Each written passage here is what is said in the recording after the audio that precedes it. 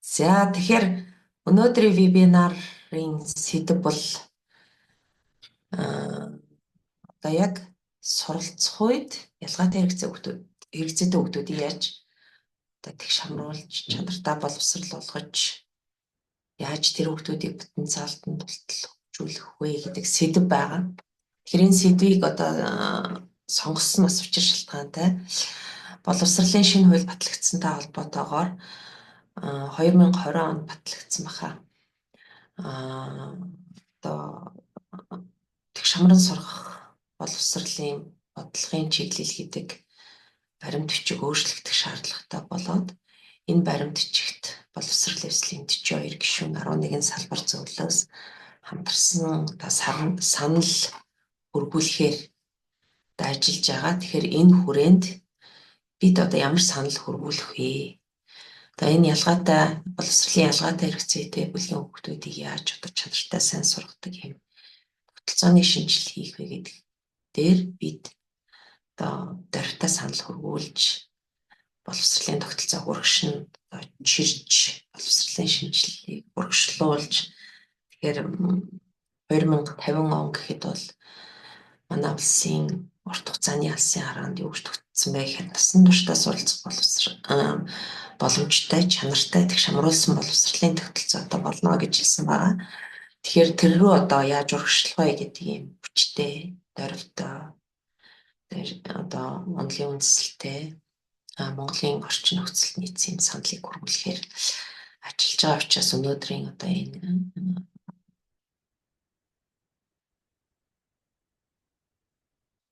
одоо вебинарыг зохион байгуулж байна. За. Тэгэхээр би энийгээ хэлэх ёстой. Энэ Паула Хант гэж 7 улсад хүлээн зөвшөөрөгдсөн. За тэгээд ЮНЕСКОгийн одоо үйл ажиллагаанд зонгой тэгш хамруулан сургах боловсрал ялангуяа хөгжлийн бэрхшээлд өгдөг тэгш хамруулан сургач одоо экспертийн түвшинд ажилладаг энэ хүний одоо PPT-нээс ашиглаж байгаа гэдгээ бас хэлэх хэрэгтэй. За тэгэхээр энэ би тийм учраас энэ одоо өөрчилсөн гарчиг онны өөрчилсөн одоо аваад ирсэн. Тэгэхээр энэ Монгол улсын тэгш хамруулан сургах боловсролын ялгаатай хэрэгцээтэй хүүхдийг тэгш хамруулан сургах чиглэлээр хэлсэн үүргүүдийг юуны өмнө товчхон сануулаа явуулчих. Энэ бол товчхон. За тэгэхээр ерөнхийдөө бол хүний эрхийн түгээмэл тунхаглал гэдэг хүний эрхийн гол баримт бичигт бол 26 дугаар зүйлийн сурч боловсрохтой холбоотой байдаг. Тэгэхээр Монгол улс нүүбийн гишүүн орныхаа хувьд бол энэ одоо баримт бичиг хүлээн зөвшөөрсөн хэрэгжүүлэх амлалт авсан байгаа. Хүн бүр гэж байгаа. Энд одоо би сурч боловсрох хэрэгтэй гэдэг үгийг голлохгүй хүн бүр гэдгийг та нарт харуулах гэдэг. Тэр хүүхэд одоо ямар чадвартай, ямар хэлтэй, ямар соёлтой, Монголын хаан төрсөн, хөгжлийн бэрхшээлтэй төрсөн үү, дэлхийн цөөнх болж төрсөн үү, үндэстний цөөнх болж төрсөн үү, ямар ч одоо боломжгүй айл төрсөн үү, боломжтой айл төрсөн үү гэсээ шалтгааллахгүйгээр энэ эрхээ эдлэх ёстой. Тэр дотроо би дахин анхааруулах гэж байна. Анхаарчны одоо манайхаар бол бага суурь боловсролын үн төлбөрөөр эзэмшнэ гэж хэлсэн байна. Бага боловсролыг бүр заавал эзэмшүүл. Хүүхэд нэг бүрт төрөөс заавал эзэмшүүлэх үүрэггүй лээ. Тэгээ тэр боловсролын чинь зорилгыг хуулиндаа янз бүрээр тодорхойлсон байж болно. Сургалтын хөтөлбөртөө янз бүрээр тодорхойлсон байж болно. Гэхдээ хүний эрхийн стандарт нь тухайн хүнийг өвдөх хөгжүүлэх буюу бүх талын хөгжлийг нь анхаарсан байх ёстой. Тэгхийн тулд эцэгчүүд иргэд хүүхэд өөрөө энэ эрхээ мэддэг, шаарддаг байх ёстой л гэж хэлсэн байна. За дараагийн нэг том гол хүний эрхийн баримт бичиг бол хүүхдийн эрхийн конвенц гэдэг Монгол Улс хамгийн түрүүнд нэгдэн орсон. Харж байгаач 89 онд нөө батлангууд бид ягсан бах нь 90 онд шууд нэгдэн орсон ийм конвенц байдаг. Тэгэхээр энэ дээр бол хүүхэд өөрөө үзэл бодлоо илэрхийлнэ, сурч боловсрох чиглэлээрээ тийм ээ үзэл бодлоо илэрхийлэх хэрэгтэй. Хүүхдийн үзэл бодлыг анхаарах хэрэгтэй. Хүүхэд ямар боловсрал, ямар хэлээр юм, ямар чиглэлээр, ямар сургууль сурмаар байгаагаа хэлэх ёстой. Тэгээд сурч боловсрохыг бүр онцгойлоод хүүхэд бусад эрхээ эдлэхэд нь одоо гол ач холбогдолтой. Тийм учраас адил тэгш боломжоор хангаарай. Адил тэгш боломж гэдэг нь яг адил хандаарай гэсэн үг биш. Ялгаатай хандаарай гэсэн үг гэдгийг бол сая манай үндсэн хуулийн цэц гаргасан шийдвэртэй бол бат ноттойгоор хэлсэн байл. Адил тэгш боломжоор хангах гэдэг бол яг адилхан бүх хүүхдэд адилхан хандаарай гэсэн үг ш. Ялгаатай хандаарай гэсэн үг шүү. Тэгэхээр өнөөдрийн миний одоо ихтгэл мэдээллийн гол учиг нь эндээ байгаа. Тэгээд хүүхдэд байгаа чадвар, чадах боломжийг бүр тултал нь хөгжүүлэхийн тулд сурч боловсрох эрхийг нь мэдлүүлээрэй гэсэн байна. За бидний өнөөдрийн ярьж байгаа тэгшмруулах сургах энэ одоо боловсролын хувьд гол одоо эргэлт хийсэн баримт бичиг бол энэ Соломон-Кагийн тунхаглал гэж баримтж байгаа. 94 онд батлагдсан. 92 дэлхийн 92 улс орон 25 олон улсын байгууллагын төлөөлөгчид ерөнхийдөө хамтарч хуралдаад бүх хүүхдийг ердийн сургуульд сургая гэж. Тусгай биш, тусгай сургууль, тусгай анги, тусгай институц биш.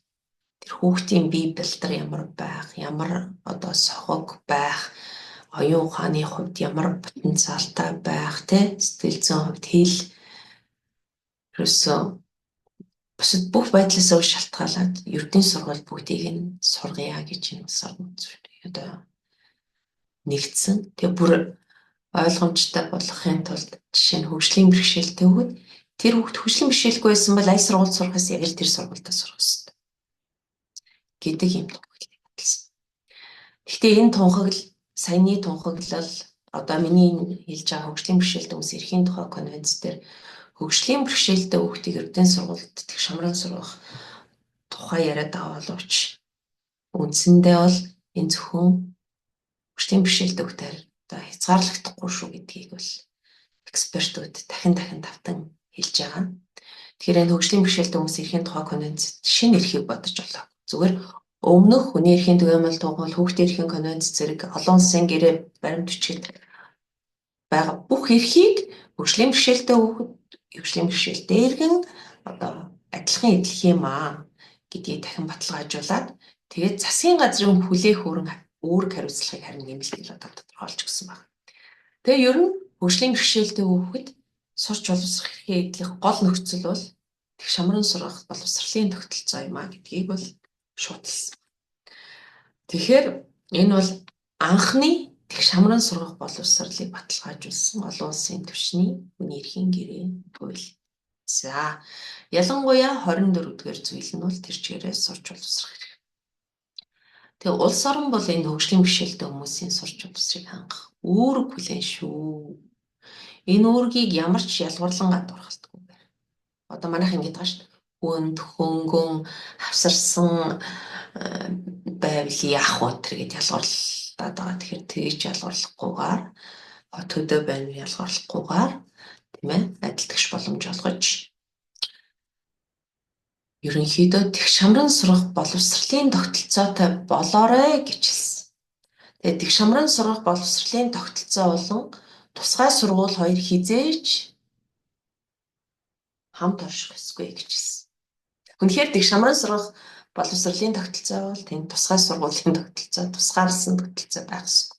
Тусгай анги гэж байх ёсгүй.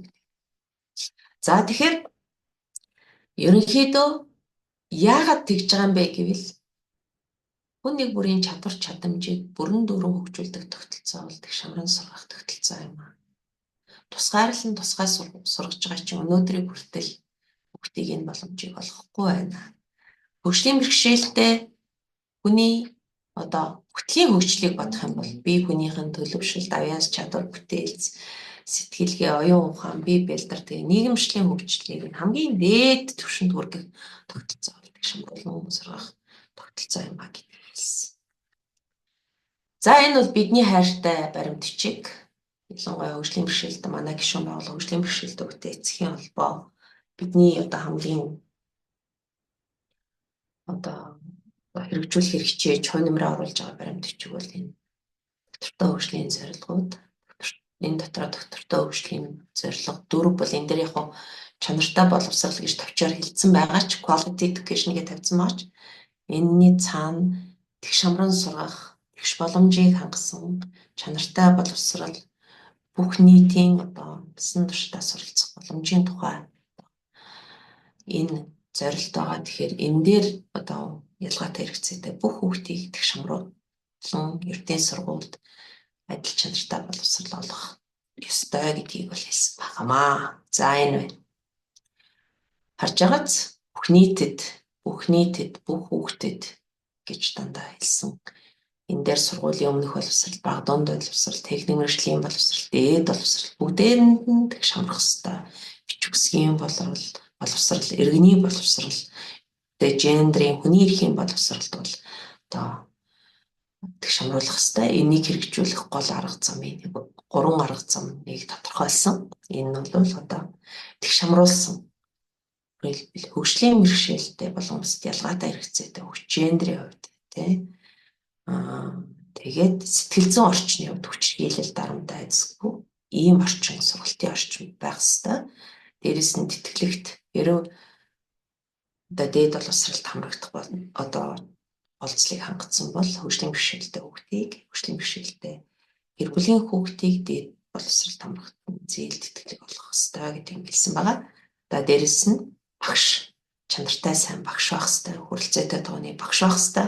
Тэр багш нь ялгаатай хэрэгцээтэй ангитай хямд тулахад бүгдийн ялгаатай хэрэгцээ хангахад бэлтгэгдсэн, дээрээс нь дэмжлэг авдаг байх ёстой гэж хэлсэн. За тэгш хамруулалт гэж яг юу вэ гэдэг. Тэгэхээр олон удаагийн Азийн хөгжлийн банк, Дэлхийн банк болон бусад Японы JICA, GOICA гэх мэт янз бүрийн байгууллагууд ингээд судлаад үзэхэд бол монголчууд тэгш хамруулалт гэдгийг ялгаатай ойлгож байна гэж. Өөрийнхөө ойлгож байна. Нэгдсэн ойлголтод хүрээгүй байна гэдэг юм хэлээд байгаа.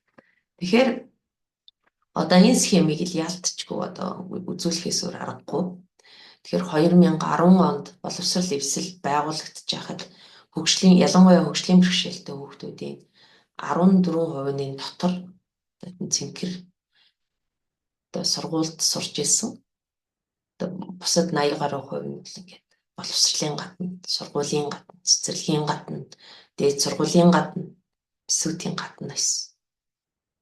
Тэгтэл бусад хүүхдүүд болохоор энэ дотор ингээд цэнхэр тойрогддог гэж байжсэн. Тэгэхээр энийг бол гадуурхалт, exclude ингээд тогтолцооноос бүр гадуурхацсан байсан юм нөхцөл байдал байлаа. Энэ бол тэгш хамруулалт биш ээ гэж. За дараагийнх нь болохоор ингээд тусгаарлан сургаж байгаа тогтолцоо. Өөрөөр хэл тэр 14% чи хаана байсан бэ гэхээр тусгай сургуульд байсан. Өөрөөр хэлбэл 6 Улаанбаатар хотод байгаа 6 хөгжлийн бэрхшээлийн төрлөөр ялгаатай 6 сургууль байгаад бус хүүхдүүд нь 700, 800, 600 ердийн сургуультай байсан. Тэгээд тусгай сургууль нь тусгай багштай, тусгай хөтөлбөртэй, тусгай хичээл ордог хүмүүн тусгай ийм байсан. Энэ бол бас биш. Зарим манай ялангуяа тусгай сургуулийн нөхдүүд бид нар бол тэгш хамруулах боловсрол олгож байгаа гэх юм биш чинь. Тэгсэн чинь зарим нөхдүүд ялангуяа 94 он Саламанкагийн тунхаглалаас хойш хөгжлийн бэрхшээлтэй хүмүүсийн конвенц батлагдсанаас хойш ерөөсөө тэгш хамруулъя гэд боловсролын байж исэн хуулийн зарим нэг заалт оруулаад ингээд хөгжлийн бэрхшээлтэй энэ эрхийн тухай хууль батлагдаад ирсэн чинь нөгөө нэгдсэн бодлого боловсролын амнаас гараагүй. Тэгш хамруулах гэж энийг хэлнэ. Тэгш хамруулах боловсролын бодлого маань ийм байна гэж тодорхойлоогүй гэсэн үүдэлтэйгээр интеграц яваад эхэлсэн. Яасан гэхээр ердийн сургууль дотор тусгай ангиуд байх болно гэсэн. Ялангуяа аймагуд. Тэгснэ тэр дотроо дахиад бүх төрлийн хөгжлийн бэрхшээлтэй хүүхдүүдийг оруулаад тэгээ Монгол Улсын боловсролын их сургуулийн тусгай хэрэгцээд боловсролын анги төгссөн багшийг авчиж тавьчихдаг. Энийг бол интеграцчлал гэж хэлэхээс биш тэгш хамруулсан гэж хэлэхгүй. Өнөөдрийг хүртэл энэ жил хүртэл Дархан уул аймаг хүний эрхийн нөхцөл байдлын тайлангаа тавихтаа ийм интеграцчлалыг, тусгай сургуулийг тий. Одоо бид нар тэг шамруулж байгаа энэ бол хамгийн зөв зүйтэй арга замаа гэж яриад байгаа байхгүй. Хэсэг даргуулна боловсролын газар болон боловсролын салбар. Тэгэхээр бидний ойлголт нэгдээгүй гэдэг бол үнэн болж байна. За тэгэхээр бид нөгөө цорын ганц тойрогт бүгдээрээ буюу ямар ч ялгаатай хэрэгцээтэй байсан хамаагүй зорилго нэгтэй, хөтөлбөр нэгтэй, багш нэгтэй үүрэг хариуцлага нэгтэйгээр ингэж сурч байгааг бол бид шамруулах боловсрол гэж ойлгоно л гэж хэлж байгаа. За энийг бол хэлсэн. За одоо шамруулах чиглэл зөөрөө хууль нь гараад тийм ээ. Хугацааны Монгол Улсын урт хугацааны бодлого алсын хараа 2050 гараад дээрэс нь дунд хугацааны боловсролын салбарын дунд хугацааны төлгөө батлагдаад дээрэс нь шамруул бодлого маань гараад ердийн сургалт хүүхд одоо жишээ нь хөгжлийн бэрхшээлтэй хүүхдийг одоо сургах журам дүрм нь гараад ингээ ганцаарчсан сургалтын төлгөөний дүрм журам дэмжлэгийн баг гэдэг ингээд тогтолцоо яваад байгаа боловч иргэний нийгмийнхэн юун сэтгэл хангалуун бус байна вэ гэхээр тухайн хүүхэд яг суралцах үйл явцад бусдад адил тэгш боломжоор хангагдж байна. Өөрөөр хэлбэл тухайн хүүхдийн ялгаатай хэрэгцээг хангаж тохирох хэрэглэгдэхүүнээр хангаж гэнэ үү, шаардлагатай дэмжлэгийг үзүүлж гэнэ үү, одоо хэрэгтэй дэмжлэгийн үйлчилгээг нь холбон зуучилж зэрэгцүүлэн авч явж чадж гэнэ үү, ялангуяа хөгжлийн бэрхшээлтэй хүүхдүүдийг одоо төрсөн цагаас нь эхлээд эрт оролцооны хөтөлбөрт хамруулж гэнэ үү, сурлагын хоцрогдолтой хүүхдийг тухайн цаг үед нь онцлоод яг одоо хоцроглын нөхөж чиглэсэн интервенц хийж гэнэ үү, яг өөр хэл соёлтой жишээ нь Баян Улгийд байгаа болон Монгол Улсын бусад нутаг дэвсгэрт амьдарч байгаа үндэстний цонх казак тугаа хүүхдүүдийн бас элний боловсролыг яг жинхэнэ утгаар хэрэгжүүлж гэнэ үү гэвэл бид үгүй гэж хэлж. Тэгэхээр бид нарын одоо тэг шамруулах хэрвээ боловсролын ам бодлого боловсруулах гэж байгаа бол энэ ялгаатай хэрэгцээтэй хүүхдүүдийн чиглэлээр одоо дараагийн бодлогын дараагийн шат төвшөнд гарч боловсруулагдъя. Суралцах үйл явцад яг энд эдгээр хүүхдүүдийг одоо тэг шамруулъя гэдэг тийм энэ. За тэгэхээр нэгэн буруу ойлголтыг засах хэрэгтэй гэж шинжээч Пауло бол санал болгож байгаа. За ингээд заавал ингэж дамжиж явах хэрэгтэй. Сургуулийн гадаа байж яснаа, тусгай сургууль болоод тэгснэ, ердийн сургууль дотор тусгай анги болоод тэрний дараа тэг шамруулахыг хийнэ гэж хүмүүс хэлдэг. Эсвэл үгүй бэлэн болохоор багшаа бэлтгэжгээрээ, сургуулаа бэлтгэжгээрээ, эцэгхээ ойлголттой болгочхороо одоо автобуснуудаа бүгдийг хүртээмжтэй болгочхороо тэг шамруулах боловсролыг эхлэх байсан гэж хэлдэг. Үгүй. Тэгэхээр тэг шамруулах боловсрол бол үйл явц. Байнга зас сайжрах, ахиж твших үйл явц. Энийг бол би хэлсэн. Интеграцчлал буюу ердийн сургууль дотор тусгай анги, тусгай бүлэг байгуулах чинь тэг шамруулалт биш шүү гэж хэлдэг. За цорын ганц тойрог. За энэний өмнө би та нарт одоо би хоёр нөгөө слайдны хооронд жоохон явах ёстой болоод байгаа. Учраас share дахиад нэгийг шеэрлэн. Yes. За энэ миний үндсэн слайд, миний өөрийн бэлтгэсэн үндсэн слайд бол энэ юм байна. Суралцахуйд яаж тэг шамруулах вэ? За тэгвэл одоо хэнийг вэ гэдэг асуудал гарч ирж байгаа. Хэнийг тэг шамруулах вэ гэдэг асуудал гарч ирж байгаа. Манай боловсрол эвслийнхэн боловсролын яамны өмнө нь баталсан одоо тэг шамруулах боловсролын бодлогын чиглэлд санал өгөхийн тулд одоо нэг workshop хийсэн байдаг. Тэгээд энэ дээр одоо үнэхээр боловсролоос гадуурхагдаад байгаа боловсролын үйлчилгээнд адил тэгш боломжоор хангагдахгүй байгаа бүлгүүд хэн байна вэ гэж тодорхойлоход бол 27 бүлэг гарч ирсэн. Эдийн засагт амьдарч байгаа, хогийн цэг дээр амьдарч байгаа, нийгмийн нарын хүүхэд, байгалийн гамшигт өртсөн өрхийн хүүхэд, сургууль завсар цөөхөд тасамжийн газар амьдарч байгаа унаач хүүхэд шилжин суурьшигчтэй хүүхэд лам хүүхэд гэр бүлийн хүч хилд орцсон гэдэг ингээд ийм олон болох гарч иж байгаа. 27 болох гарч иж байгаа. За тэгвэл төрийн зүгээс яасан бэ гэхээр нөгөө би түрүүнээс хойш хэлээд байсан. Эхлээд 19 он ба 22 гэдэг нь ямар учиртай вэ гэдгийг тайлбарлая. 2019 онд ерөнхий боловсролын сургуульд хөгжлийн бэрхшээлтэй хүүхдийг одоо тэг шамруулан сургах журам гэж батлагтай ганцхан хөгжлийн бэрхшээлтэй хүүхдийг нөгөө бидний тодорхойлсон 27-оос хөгжлийн бэрхшээлтэй л хүүхдийн талаар боловсролын ялгаатай хэрэгцээтэй олон хүүхдүүдээс хөгжлийн бэрхшээлтэй хүүхдээ л одоо тэг шамруулах журам гарсан. Тэгтэл 22 онд тэг шамрын сургууль боловсролын талаар баримтлах бодлогын чиглэл гэдэгт 11 бүлгийг одоо багтаасан, дурдсан бол бид харж байна. Тэгэхээр энэ бол одоо бас маш боломжийн одоо бүлгүүд та нар харж байгаа бол тий одоо боловсрол эвсрэлийн ажилдаг одоо бүхэл бүлэг баг хөгжлийн бэрхшээлтэй аслагдмал газрын буюу газар оршин суудаг буюу малчин өрхийн шилжин суурьсан хотод илүүтэй шилжин суурьсан өрхийн үндэсний зөв хэлсэлийн ялгаатай ядуу орлого бохтой өрхийн сургуулийн гадна сургууль завсарч сургуулийн гадна гэдэг нь огт ороогүй сурлагын хоцрогдолтой эрхэн хязгаарлагдсан гэдэг нь хорих газарт байгаа.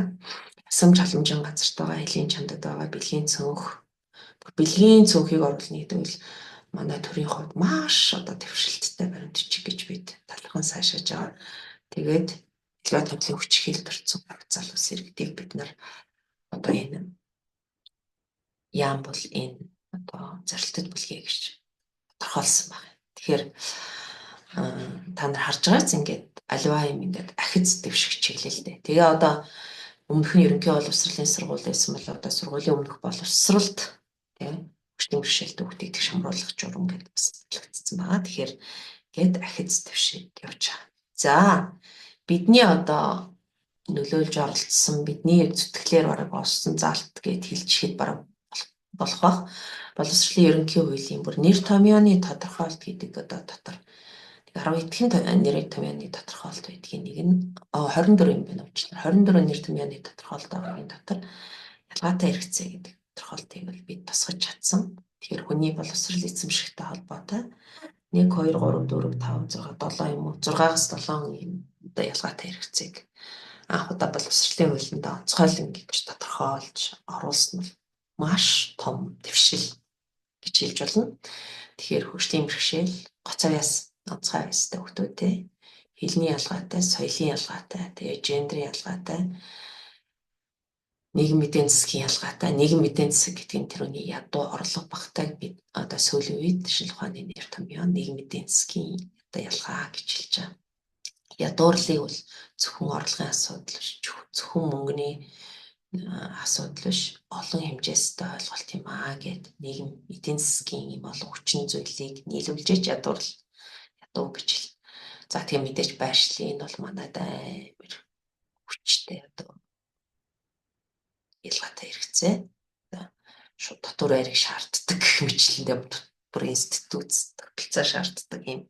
Тэгэхээр одоо бид нар тэг шамруулахт гэж ярих үедээ хэвчлэн хөгжлийн бэрхшээлтэй дээр жишээ аваад ярьчихна. Гэтэл бид нар өнөөдөр ганцхан хөгжлийн бэрхшээлтэйг ярих ёсгүй болсон. Боловсролын яамны тэг шамруулах боловсролын хэлцэж байгаа бол энэ бүх бүлгийг ярих ёстой. Түрүүний 11 бүлгийг ярих ёстой. 11 бүлгийн талаар бодлого боловсруулах ёстой.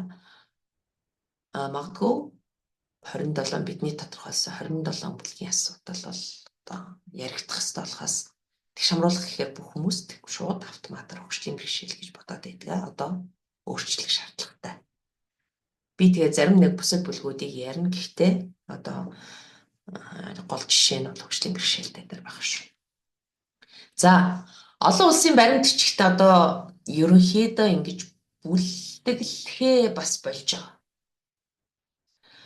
Яагаад гэвэл энэ хүүхдэд шошго зүүж ингэж яарлаг гэж бид нар социализмын үеийнхэн бол яарлаг гэж хэлдэг. Шошго бараа бүтээгдэхүүн дээр энэ бол масл давс тэдийн оролцоотой тий транс тас тэдийн оролцоотой, натурал өг тас тэдийн оролцоотой гэдэг шиг үнийг ингээд шошиглож, ангиллаж, групплж, бүлэгт хуваах нь ер нь бол хүний эрхэм чанарын эсрэг юм аа гэж үзээд.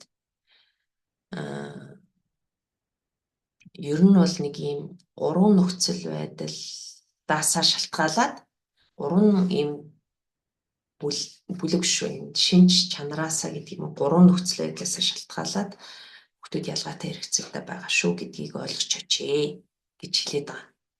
Шинэ нэг нь бол амин чанар буюу identity. Identity зарим үед орчуулахгүй хэрэглээд байгаа. Өөрөөр орчуулад бид нар бол амин чанар гэдгийг орчуулад байгаа. Жишээ нь үндэстний цөөнхийн суралцагч гэдэг чинь identity казак, identity тува. Тэр хүмүүс хэлнөөр, соёлноор, шашин магадгүй өөр, нэлээ олон юмараа өөр. Тэгээ өөрсдийгөө гол нь бид нар казак тува гэж тодорхойлоод байгаа. Энэ салахшгүй юм. Тэднээс хинч одоо чи казак биш болоо гэж хэлэх боломжгүй гэсэн төрсэн юм гэсэн. Тэгэхээр энэ identity дээр үндэслэсэн ялгаатай боловсролын хэрэгцээнүүд үүснэ гэдгийг зүгээр ойлгочих. Тэр казак тува гэдэг бол төрхөөсөө эхлээ хэлд орохдоо казак хэлээр орж байгаа болохоос биш монгол хэлээр хэлд ордгоо юм аа. Тэгээ сургууль 6 настай орж ирэхдээ монгол хэл бараг мэдэхгүй. Казак хэлээр бүх мэдлэг туршлага бүх юм хоримтлуулаад хараад ирсэн хөхтэй. Тэгээ бид нар тэрийг шууд завчаад монгол хэлээр оруулах хэрэгтэй юу? Төрлөх хэлээ сурах боломжийг олох хэрэгтэй юу? Төрлөх хэл чинь тэдний соёлын нэг хэсэг байна. Тэ? Одоо эренчунгай шүлэг гэдэг ш, тэ? Өсгөө сурсан үндэсний хэл мартаж болшгүй соёлоо. Тэр хүмүүс ч мэддэггүй шүү дээ. Тэгэхээр бид нар яах ёстой? Боловсролын тогтолцоо яах ёстой? Хос хэлний хөтөлбөр гэдэг юм ийгээд хос хэлтэй багш бэлдээд арга зүйн нуур байгаад сурагчдаа орчуулад орчуулгахдаа зүгээр ч биш орчуулад тэ өөрсдийнх нь соёлын өөрсдийнх нь хөгжмийн зөвшөөрлөг өөрсдийнх нь хувцас өөрсдийнх нь түүх энтрийг оруулах хэрэгтэй. Гэхдээ чинь боловсролын ялгаад хэрэгцээ болж байна. Транс хүүхдүүдийн асуудал.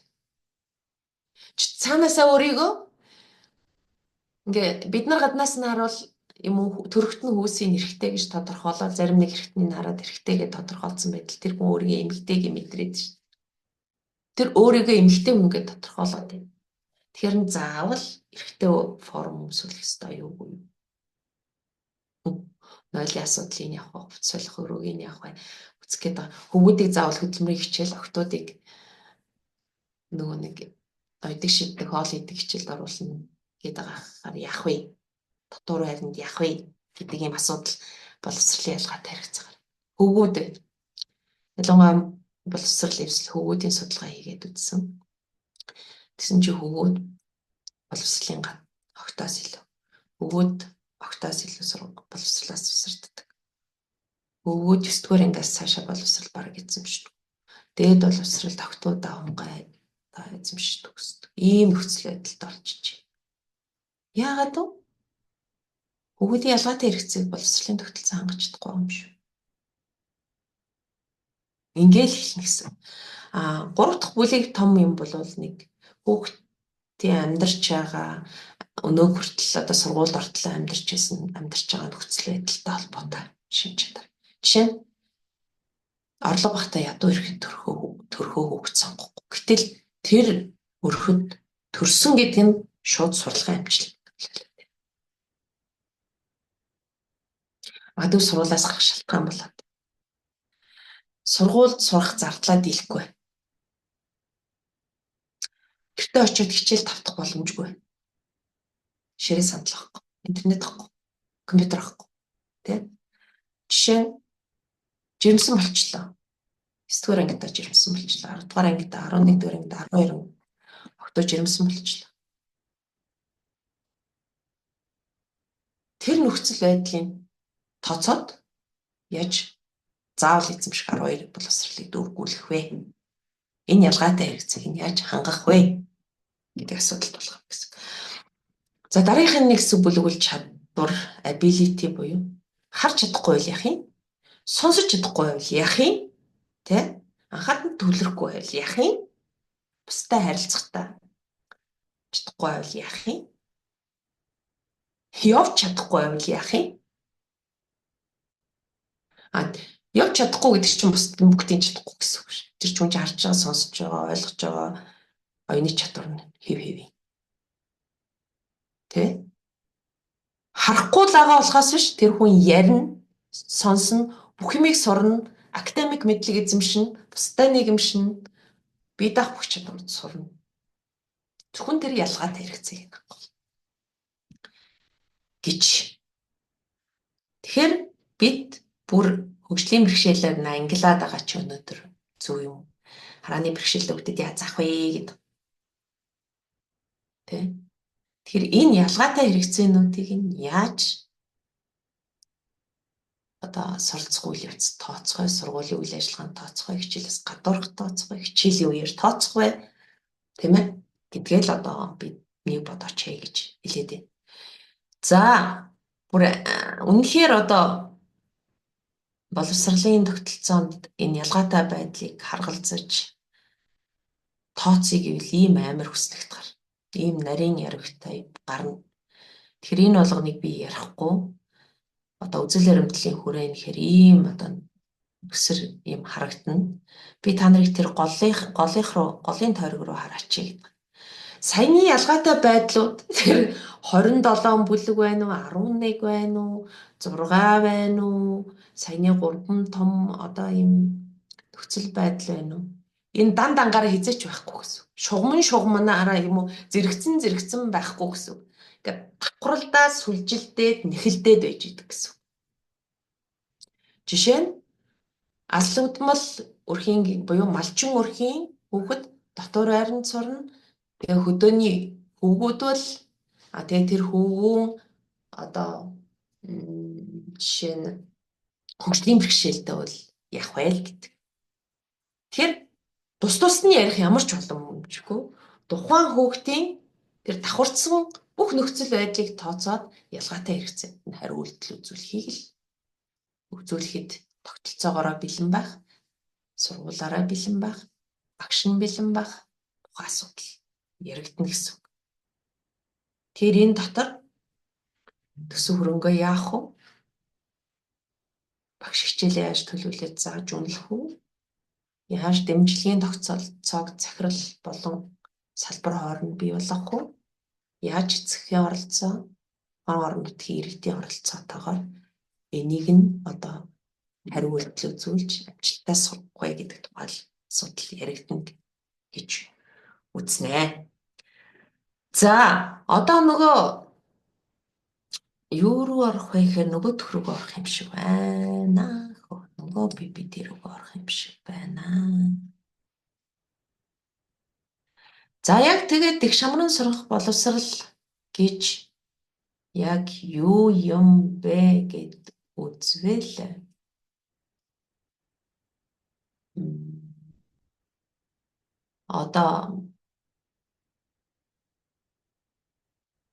юу яага гарсан бэ гэдгийг би устгаа хэлсэн баг та.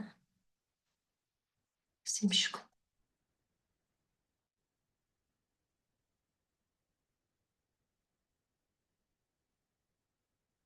Устгаа хэлсэн шиг. За. Тэгэхээр хөгжлийн бэрхшээлтэй хүний эрхийн тухай конвенц гэдэг конвенцийн 24-р зүйл бол хөгжлийн бэрхшээлтэй хүний сурч боловсрох эрхийн тухай бүхэл бүтэн бүлэг байдаг. Тэгэхээр энэ бүлэг дээр ер нь бол төр ямар үүрэг хүлээх вэ? Сургууль багш юу хийх вэ гэдэг дээр гол санаануудыг хэлсэн байна. Нэгдүгээрт ямар ч ялгарлан гадуурхалд байх ёсгүй гэдгийг хэлсэн. За би нэг дараа нь задлж байна. Өөрөөр хэлбэл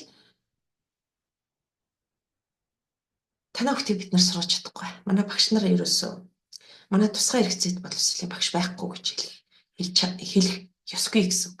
Энэ бол шууд ялгарлан. Хувийн сургуулиуд юу гэж шууд бусаар ялгарлан гадуурхдаг вэ гэхээр Яг таны хүүхдийг аваад сургаж болно. Нэмэлт зардлууд гарна. Тэгэхээр төлбөр дээр чинь дахиад 5 сая нэмэгдэн штэ. Гэхлээр энэ бол шууд бус ялгарлага. Энэ конвенцээр бол хөгжлийн бэрхшээлд өгөх шамран сургахад тохируулахад хэрэглэгдэхүүнээр хангахад нэмэлт зардал шаардах эрхгүй гэдгийг төрөлтөдөө үүргүүлдэг. Тэгэхээр одоо ингэж ялгарлан гадуурхахгүйгээр гэрийн хажуудлын сургуульд сурыг гэд очихт нь авах ёстой гэсэн. Тийм үү? За тэр казак хүүхэд байна уу? Америкт сурж байгаа дэрсэн соёлын ялгаатай хүүхэд байна уу? Хэлгүй монгол хэлгүй хүүхэд байна уу? Хамаахгүй авнаа л гэсэн үг. Тэр байтугай шилжин жирсэн өрхийн хүүхэд албан ёсны бүртгэлээ хийлгээгүй танаа энэ задгаагийн тэдэд амьдарч байгаа гэхэд нь авах ёстой гэсэн. За тэг шамран сургах боловсролын тогтолцоог бүхий л төвшөнд одоо хөгжүүлэх ёстой. Энийг яагаад ч юм ЕБС-ийн асуудал гэж манай Монгол улсад ойлгосон хэвээрээ л ерөнхий боловсролын сургууль дээр л тэг шамран сургах ярина гэв. Тэгээ арай гэж нэг сүлд цэцэрлэг сөөб рүү орлоо. Одоо бол месүүд дээд сургууль 2 чихэн жоохон тагдуулын хэвээрээ зүгээр нэг ядаж хүүхдийн тоо гаргасан төвшөндөө л явж байна. Юунд тохируулах хэрэглэгдэхүүн нөгөө суралцгуун түгээмэл загвар мавра байхгүй тий. За бүхэл төвшин тий насан туршдаа суралцгуу тий хичээлээс гадуурх бүхэл төвшөнд шамруулах тухай ярина гэсэн. За дараа нь болохоор тохируулах хэрэглэгдэхүүн ганцаарчлсан дэмжлэгийн арга хэмжээнүүдээр хангаач гэж энэ конвенцлж байгаа. Тохируулах хэрэглэгдэхүүн гэдэг нь бол ер нь бол яг ялгаатай тухайн хүүхэд дээр байгаа ялгаатай хэрэгцээг тохируулах хэрэглэгдэхүүн ашиглан жишээ нь Braille усыг тохионы илмэрч гэх мэтлэн. За тэгээд яг ганцаарчлсан дэмжлэгийн буюу одоо үйл ажиллагаануудыг төлөвлөн. За энийг би задлж ярина. Ингэж тэг шамран. Тэрнээс зүгээр ангид аваачаа суулгаад бусдад адилхан хандаад, бусдад адилхан заагаад, бусдад адилхан шалгаад сурахгүй. Энэ тухай л өнөөдөр ярих гээд байгаа гэсэн. Боловсрал болон олон нийтийн яг үнэ. Тэр экскурс хийн, урлагийн үзлэг хийн, музей ангиар явж үзсэн. Тэр болгонд одоо хүүхдийг шамруулан оролцуулнаа. Тэ? За дараагийн нэг юм нь болохоор яг шамруулан сургах арга зүй эзэмшсэн багш нараар ханганаа. Тэрнээс ганцхан тусгай хэрэгцээд боловсролын багш. Тэр ур чадваруудыг эзэмшиж бусад бүх мэргэжлийн багш нар эзэмшээгүй байхыг хэлэхгүй гэж. Тэгэхээр багш бэлтгэх сургууль өөрчлөгдөнө, багш бэлтгэх сургуулийн хөтөлбөр өөрчлөгдөнө гэсэн үг. За тэгээд ерөнхийдөө энэ шамруулах боловсролыг аажмаар прогрессивли ахиц дэвшилтэйгээр өрн дүүрэн хэрэгжүүлнэ. Гэхдээ энд нь төлөвлөгөө байх хэрэгтэй гэж. Тэрнээс биш тийм ахиц дэвшилтэйгээр хэрэгжүүлж байгаа тэр нэг өдөр болох байх уу гэд ингээд урсгалаараа явж ерөөсөө болохгүй. Төлөвлөгөө байх хэрэгтэй, бодлого байх хэрэгтэй. Тийм хугацаанд тийм маягийн тийм хугацаанд одоо энэ үйл ажиллагааг хийнэ гэдгийг төлөвлөгөөтэй байх хэрэгтэй гэж хэлж байгаа. За саяны хөгжлийн бэрхшээлтийн эрхийн тухай конвенцийн энэ 24-р зүйлийг ер нь бол аливаа конвенцийн зарим зүйл залтыг дэлгэрэнгүй тайлбарладаг. Хэрэгжүүлэхэд түхэн болох үднэс. Тэгэхээр яг энэ сурч боловсрох эрхтэй холбоотой 24-р зүйлийг дэлгэрүүлэн тайлбарлсан ерөнхий зөвлөмж 4 гэж байдаг. За энийг уншихгүйгээр тэг шамруулах боловсролыг ярих боломжгүй. Бодлого боловсруулах боломжгүй. Хэрэгжүүлэх боломжгүй. Энийг бол general comment гэж хэлдэг. Гэхдээ азар монголчууд энийг орчуулсан байгаа. За тэгэхээр одоо яг энэ хөгжлийн бэрхшээлтийн эрхийн тухай конвенц гараад манай хөгжлийн бэрхшээлтийн эрхийн тухай хууль дагалдаж гараад яг хэрэгжүүлэх гэсэн чинь бөөн бэрхшээлүүд тулгарсан. Би түр хэллээ шүү дээ.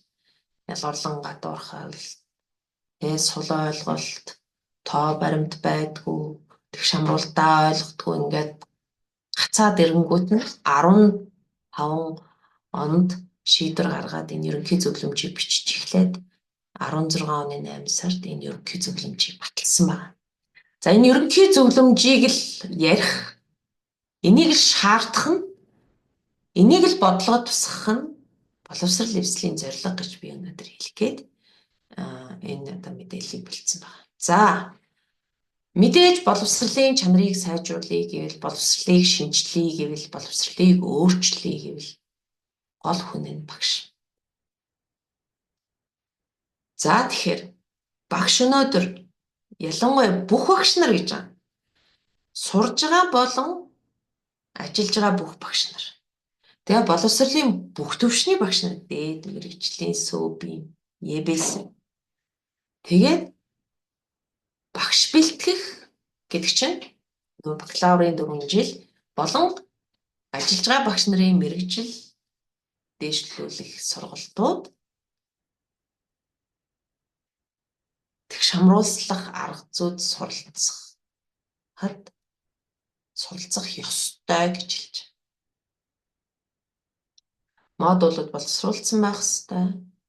Багш анги танхимдаа яг хичээлээ зангаа өөрөө үйл ажиллагаанаас суралцах ёстой.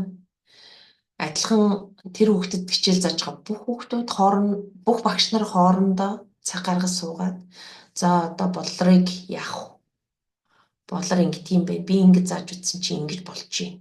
Чи ингэ зааж үзваа. Тэгсэн чи яаж гэд ингээд би биенээсээ суралцаа багшийн мэргэжлийн хөгжлийн бүлэг бүр байгуулагдаад боллорыг яаж сурах вэ гэдэг мэргэжлийн бүлэг байж болох гэсэн үг. Ингэж одоо багш нар өөрснийгөө бэлднэ. Хизээч юм ангид чинь ялгаатай хэрэгцээ. Одоо ч ялгаатай хэрэгцээ төгт байгаа гэдэг бат итгэлтэй. Сурлагаар хоцрогдоогүй хүүхэд байхгүй байна. Тэ? Эмзэг ядуу өрхийн хүүхэд байхгүй анги гэж би байхгүй гэж бодож байна. Амар тусгай хэлий тусгай сургууль юу хувийн сургууль биш бол тийм. Тэгэхээр энэ бол бүх багш нарт хамаатай асуудал юм аа. Тэг шамруулан сурах гэдэг. За яг багш бэлтгэж байгаа сургуулийн хөтөлбөр дотор болон одоо багшаар ажиллаж байгаа хүмүүс зориулсан мэргэжил дэвшлүүлэх сургалтын агуулга заавал байх агуулгуудыг зарж өгсөн. Хүний ялгаатай байдал гэж юу юм бэ гэдгийг заана. Тэрнээс хөгжлийн бэрхшээлтэй төрлийг заахгүй. Ядаж хуулийн дээр байгаа 6 ялгаатай байдлаа. Сүүлийн үед яриад байгаа 3 ялгаатай нөхцлөө. Магадгүй их шамруулах боловсролын чиглэлд байгаа ядаж 11 ялгаатай байдлыг багш нарт ойлгуулж гаргана гэсэн. Тэр ялгаатай байдлаас үүдэлтэй ямар боловсролын ялгаатай хэрэгцээ үүсч болох вэ гэдэг нь гэсэн. Энэ төрлөх юм аа. Хэн ч өөрчилж чадахгүй маа. Та үгүйсгэж чадахгүй маа. Боловсролын сайд ч үгүйсгэж чадахгүй маа. Энэ бол бодит байдал юм аа. Хүний ялгаатай шинж гэдэг бол хүн төрлөختний байгалийн цаанаас нийгмийн юмаа гэдэг юмыг л багш нарт ойлгуулах хэрэгтэй байна. Тэгээ хүний эрх.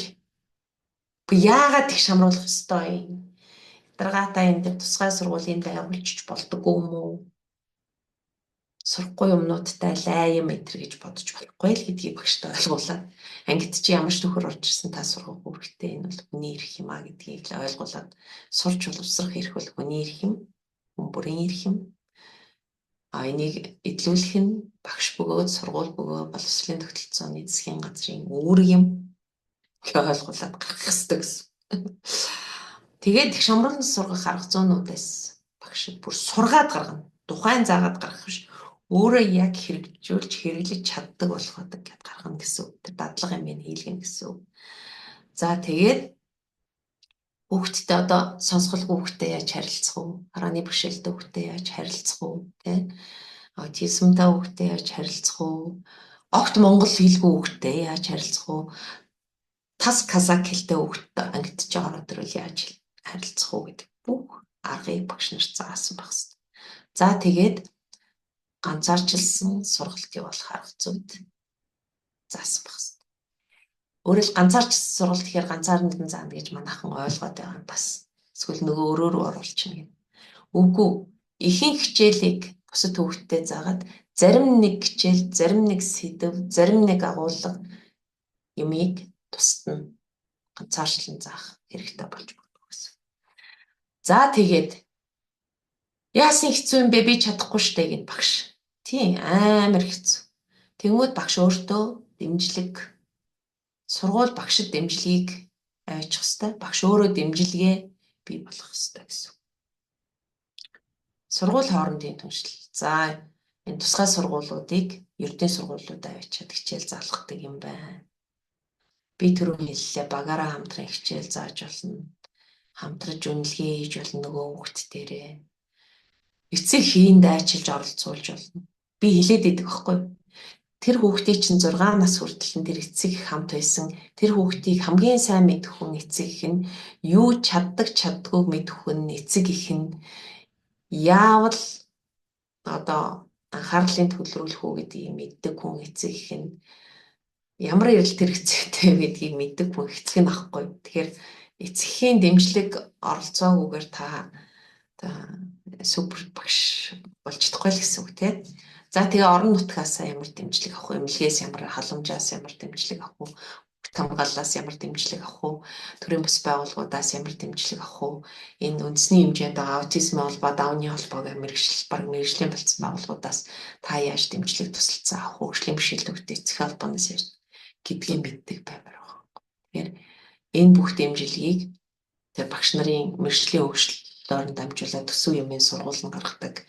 Тэр дэмжлэгийн багаа ажилуулад, захирал нь байгуулад ажилуулад багш дэмжлэг үзүүлдэг энэ төр байх тухай асуудал. Тэр нийгмийн ажилтны сэтгэл одоо зүйчийн дэмжлэгийг багшид үзүүлдэг байханд сургууль жишээ зохион байгуулах ёстой асуудал болоод байгаа юм тийм. Тэгэхээр одоо юуны төрөнд ийм юмнуудыг хийгээч гэж энэ ерөнхий зөвлөмжөд хэлсэн байна. За, үнэлгээ дахиад одоо ялгаатай байх хэрэгтэй. Энийг одоо манай боловсролын үнэлгээний төв хийх гээл үзэж тарж өсөрч наалдаж байна. Эсдийн ерөнхий шалгалт авахтаа хөгжлийн бэрхшээлтэй хүүхдүүдээс яаж авах вэ? Сонсголгүй хүүхдэр үл яах вэ? Харааны бэрхшээлтэй хүүхдэр үл яах вэ гэд тэ саажилттай хүүхдэр үл яах вэ гэд ингээд тохируулгынууд хийж байна. Цагийн уртсгалж байна, завсарлагаа өгж байна, брайлаар уудсаа хэвлж байна, тэ гихмичлэн одоо ингээд тохируулгууд хийж байна. Нөгөө миний түрүүний хэлж байгаа тохируулгууд. Тэгэхээр ихэнх сургууль бол яг ингэж байгаа. За шалгалт авлаа. Энэ модонд хамгийн сайн хурдан өндөр авирсныг нь онц тавина. Ингээд чагсаана гэж. Энэ шударгуу гэж асууж. Загас модонд авирах уу? Далайн хава авирах уу? Пингвин авирах уу? Заан авирах уу? Тэ? Слайд явах байх юм. Слайд чи яа? Суралцагчийн үнэлгээ гэдэг биш вэ нү? Үгүй. Үгүй хаана явж байна? Хар нөгөө хөгжлийн бэрхшээлтэй өнөө сурч байгаа төсвийг сургуулийн өмнө хар слайд юм байна. Пост гинэ. Тэр хоёр слайдыг за тэгвэл нөгөөдхөөс стоп хийжээч. За одоо.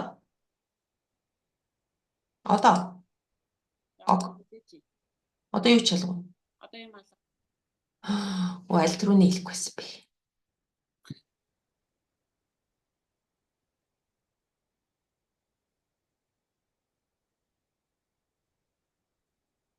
Бүр шал худлаа юм байна. Шудлаа юм шаарч. Ок.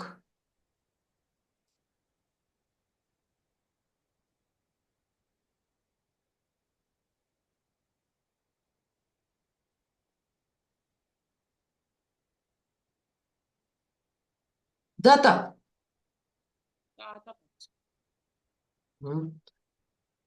Тэгэхээр энэ үнэлгээнд дээр явж байгаа гэсэн үг. Энэ.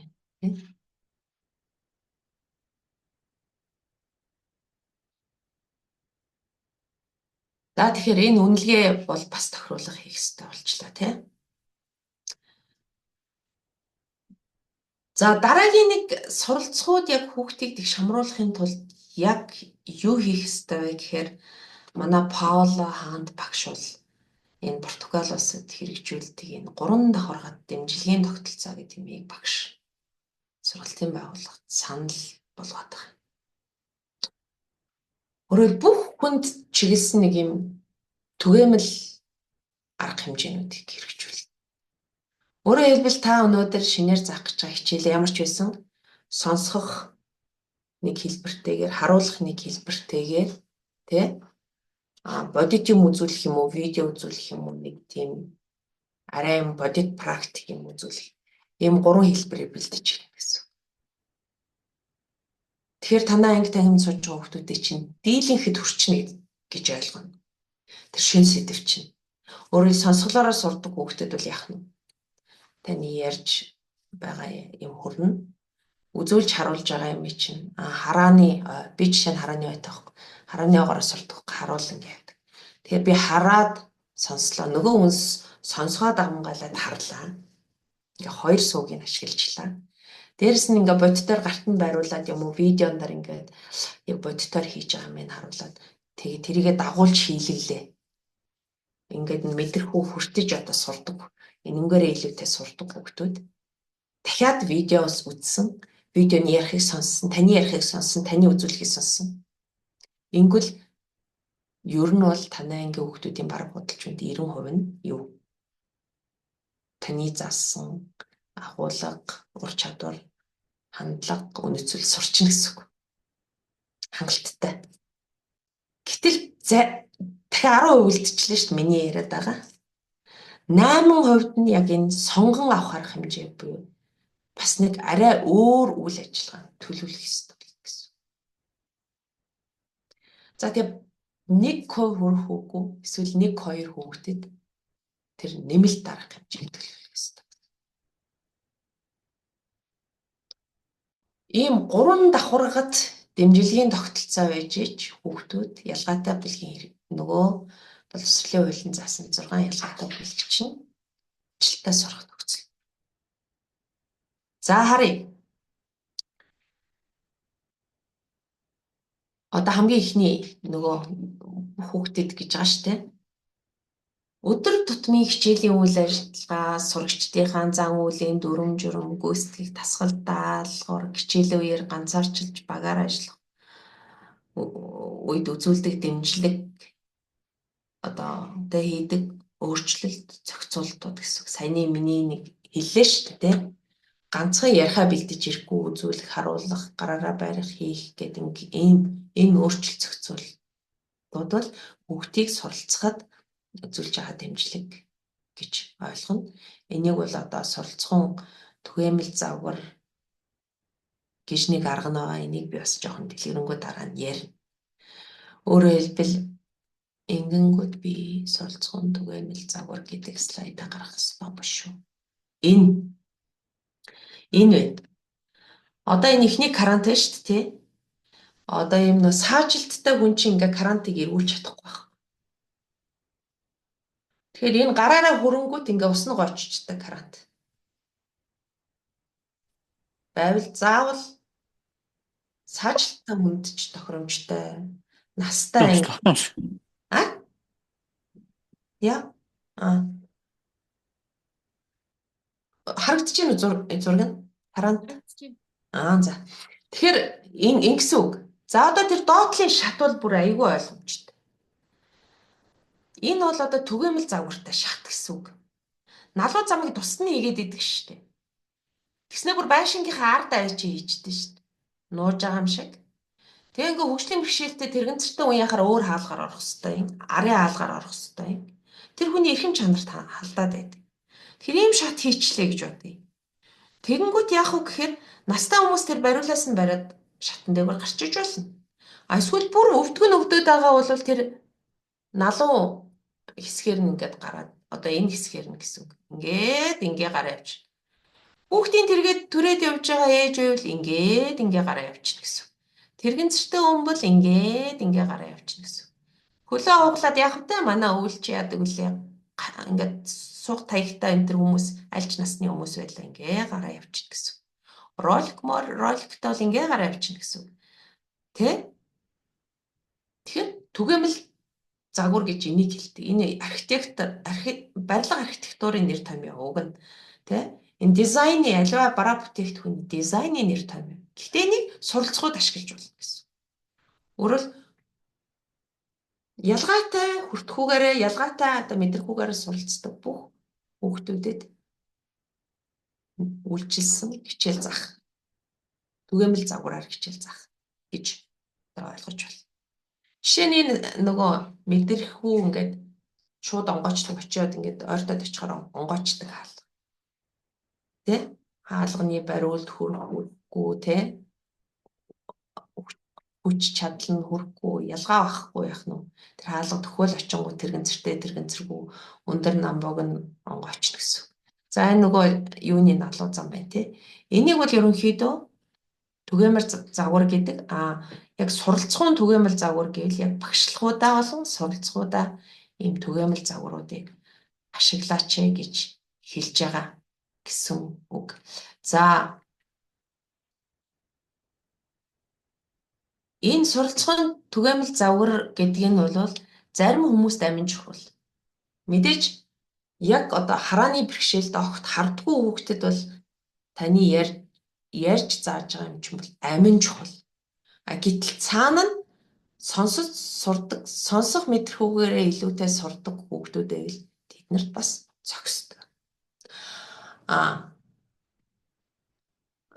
Харах мэдрэхүүгээрээ сонсож байгаа үнд давхар сонсох чинь бүхэл хүмүүст бас зохисдог. Ийм одоо суралцгуун түгээмэл загварыг гэж хэлж байгаа. Тэгэхээр одоо бидний багшуулгатай заалгасан арга зүй бол юу вэ гэхээр ерөөсөө дундаж хүүхдэд зориулж яаж заах вэ? Нэг л аргаар яаж заах вэ гэдэг.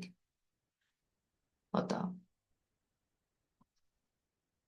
бүгдэд чиглэсэн юм шиг мөртлөө үгүй. Дундаж тэр анги танхимд байхгүй дундаж хүүхдэд зориулсан арга зүйгээр бид нар өнөөдөр хичээл заадаг учраас манай хүүхдүүдийн сурлагын амжилт янз бүрийн ялгаатай байдаг гэж одоо судлаач хэлж байна. Тэгэхээр одоо зориудаар бүр зориг тавиад за ангийнхаа болорч зориулж би энийг төлөвлөж байгаа, батад зориулж энийг төлөвлөж байгаа, туяад зориулж энийг төлөвлөж байгаа гэдэг юм төлөвлөсөн байхыг бас суралцгуун түгээмэл загвар гэж хэлнэ. Ялгаатай хэрэгцээг нь тооцоолж байгаа гэсэн үг. За ингэчүүл манай ангийн суралцагчдын 90%, 95%, 98% нь миний хичээлээс авах юм аавна гэж зорилго тавьж төлөвлөж байгаа гэсэн үг. Тэрэнд ихтэй тодорхой дэмжлэгүүд тэр 3 шатлал дэмжлэгнүүд байж сурна. Тэрнээс биш бас ингэж ерөнхий заачаад за нөгөө харааны оогоор сурдаг нь ингэж нэ тэ сонсох юугаараа мэдрэхүүгээ сурдаг нь ингэж нэ гэж бас төлөвлөхгүй гэсэн тэ. За тэгээ яг юу хийх ёстой юм бэ гэдэг тэгж байгаа. Тэгэнгүүт differentiated instruction буюу ялгаатай зааварчлах уу? UDL гэдэг юм ороод одоо нөгөө суралцгуун түгээмэл загвар гэдэг юм чинь гэхээр яг юг заах вэ гэдгийг бодно гэсэн үг багш. Яг юг.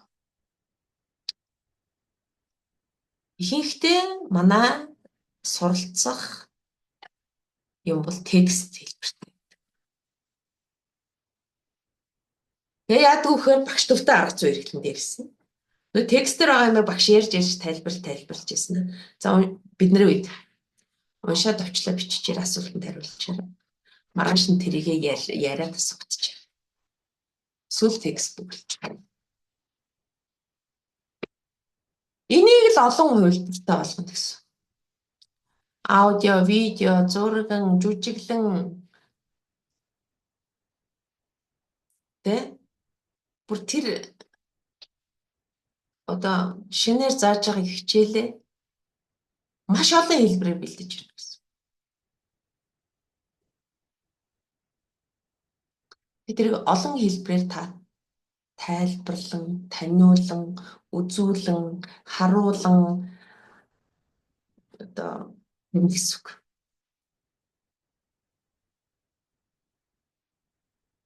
Тэгснээ одоо тэрний өмнөх нэг юм нь бол яагаад гэдэг асуултанд хариулна гэсэн үг. Яагаад хүүхэд өөрөөс ч яг асууж яах гэж бодоод би яг тэр хүүхдийн тэр асуултанд хариулж яах гэж бодно. Би яагаад энийг сурах ёстой юм бэ? Яагаад би энэ англи хэлний дүрмийг сурах ёстой? Ашааг харсан чинь жишээ ингээд авчлаа. Англи хэлний энэ дүрмийг би яагаад сурах ёстой юм бэ? Мэдлэг хүндлэхийг яагаад сурах? Яа, hi, hello сурах ёстой юм бэ? Гэдэг юм заавал бодож төгөх. Өөрөөр хэлбэл суралцагчид сэтэл сонирхол төрөхгүйгээр тархины танин мэдхүн үйл ажиллагаа эхэлдэггүй, нээгддэггүй, ажиллаж эхэлдэггүй. Сонирхож иж, сэтлэн төрж иж тэр тархины тэр танин мэддэг хэсэг ажилдаг. Өөрөлд таны ярьж байгаа, зааж байгаа, хэлж байгаа, зүйлж байгаа юм ич хүлээж авахд тарих бэлэн болдог гэсэн. Тэгэхээр энийг нь өдөөгд өгчих юм бол 100% хүүхдэд бэлэн болчихж байгаа гэсэн. Юм сурахад бэлэн тарих нээгдлээ. За тэгээ та олон янзын арга зам хүүхдүүдийн сурдаг олон янз арга зам янз бүрийн чадваруудад нийцүүлээд янз бүрийн нөхцөл байдалд нийцүүлээд шинэ хичээлээ заачлаа. Шинэ ойлголт, шинэ ур чадварыг заачлаа.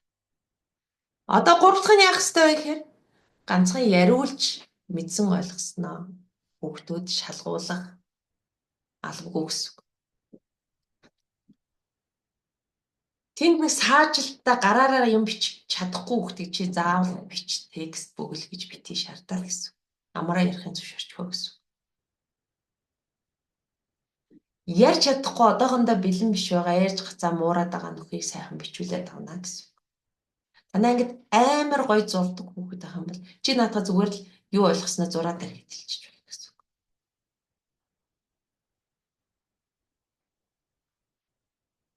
Ярьж чадахгүй, зурж чадахгүй, юу ярьж чадахгүй бол одоо схем хийгээд юм уу?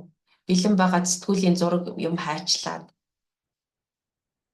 цаасан дээр наагаад ирж гисэн бол гэсэн. Эсвэл гэртээ макет хийж ирчээ тэрийг ингээд хараад тайлбарлаа яар. Эсвэл бяцхан ном хийжээ тэрийг хараад тайлбарлаа яар.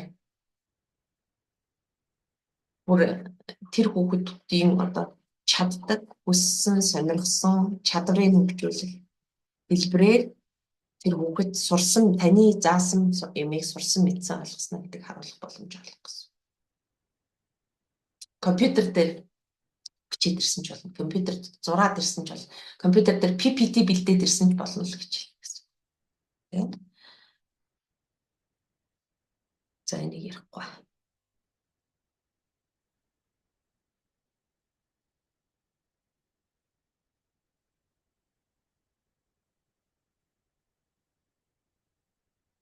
За тэгэхээр суралцгааны түгээмэл загварыг хэрэглэхийн өмнө багшид ямар ихтгэл үнэмшил байх ёстой вэ?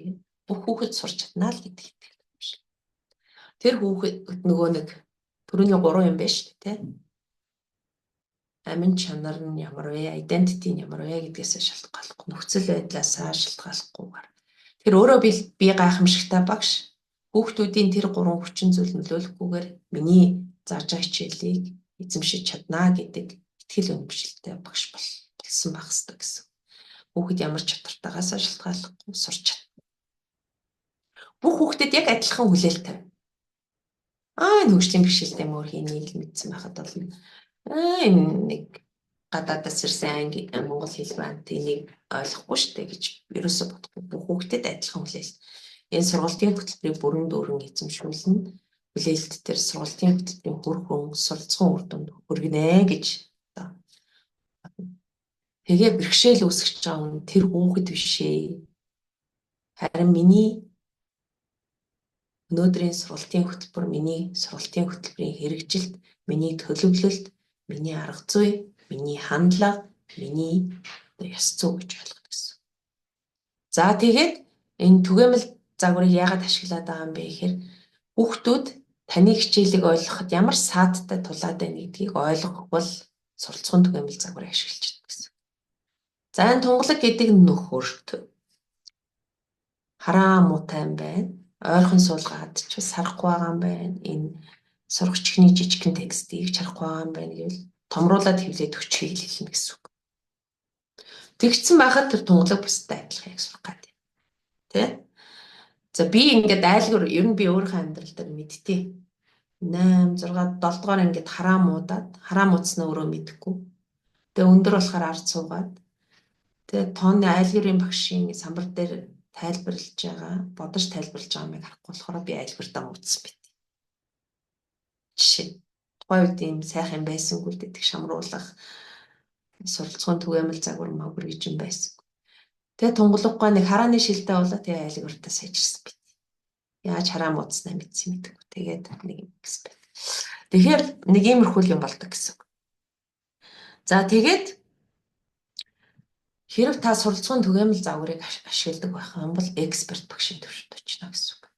Ямар ч хүүхдийг сургаж чаддаг. Арга зүйг янз бүрийн арга зүй сонгож чаддаг. Янз бүрийн байдлаар хичээлээ бэлдэж чаддаг. Даалгавар янз бүрийн хувилбартай болгож чаддаг. Үнэлгээг янз бүрээр тохируулж чаддаг. Анги танхим зохион байгуулалтаа янз бүрээр хийж чаддаг. Хүүхдүүдэд хосоо орон бүлгээр нь багаар нь ажиллуулж чаддаг. Ангидаа ингээд өртөөнүүд байгуулж чаддаг. Ингээд чадах чадвараа нэг өртөөг чадсан хоёр дахь өртөө рүү шилждэг. Энэ чинь ингээд ялгаатай хэрэгцээ юм.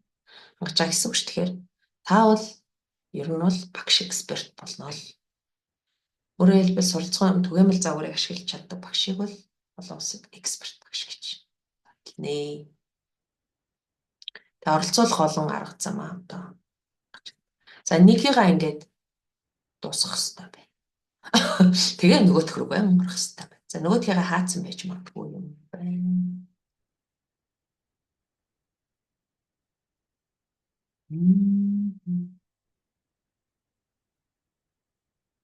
Чин айныг ширл.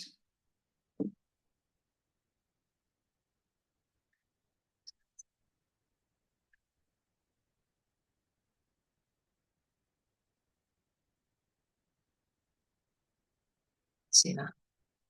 2 слайд солих гэж байна. Фактлж өгч. За. Энэ нэг слайдыг үзүүлэхгүй ерөөсөө болохгүй байна. Нойр хүрэхгүй болох гэдэг. Тэгэхээр ерөнхийдөө бидний өнөөдрийг хүртэл явж ирсэн уламжлалт ердийн сургуулийн тэгээд дээр нь тусгай боловсролын тогтолцооны одоо яагаад багш нарын хандлага өөрчлөгдөхгүй байгаа, арга зүй өөрчлөгдөхгүй байгаа нь бол ерөөсөө энэ хүүхэд бол асуудал гэж хараад байгаа. Хандлага л сургууль багш нараа өөрчлөхгүй бол бодлого гаргагчд өөрчлөхгүй болохгүй. Тэр хүүхэд сургуульд авч чадахгүй. Ирж чадахгүй байгаа. Тогтмол сууж чадахгүй байгаа. Тэр хөгжлийн бэрхшээлтэй. Тэр хүүхэд ерөөсөө миний зааж байгаа юмд хариу үйлдэл үзүүлдэг ойлгосон мэдэгдээдгүй. Ерөөсөө сурч чадахгүй. Тэр хүүхдэд тусгай юм хэрэгтэй юм шиг байна. Тусгай багш хэрэгтэй, тусгай сургууль хэрэгтэй, тусгай зөвхөөрөмж хэрэгтэй. Тэр хүүхдийг бус хүүхдүүд дургуцаад хүлээж авахгүй. Бусад эцэг эхчүүд хүлээж зөвшөөрөхгүй байна.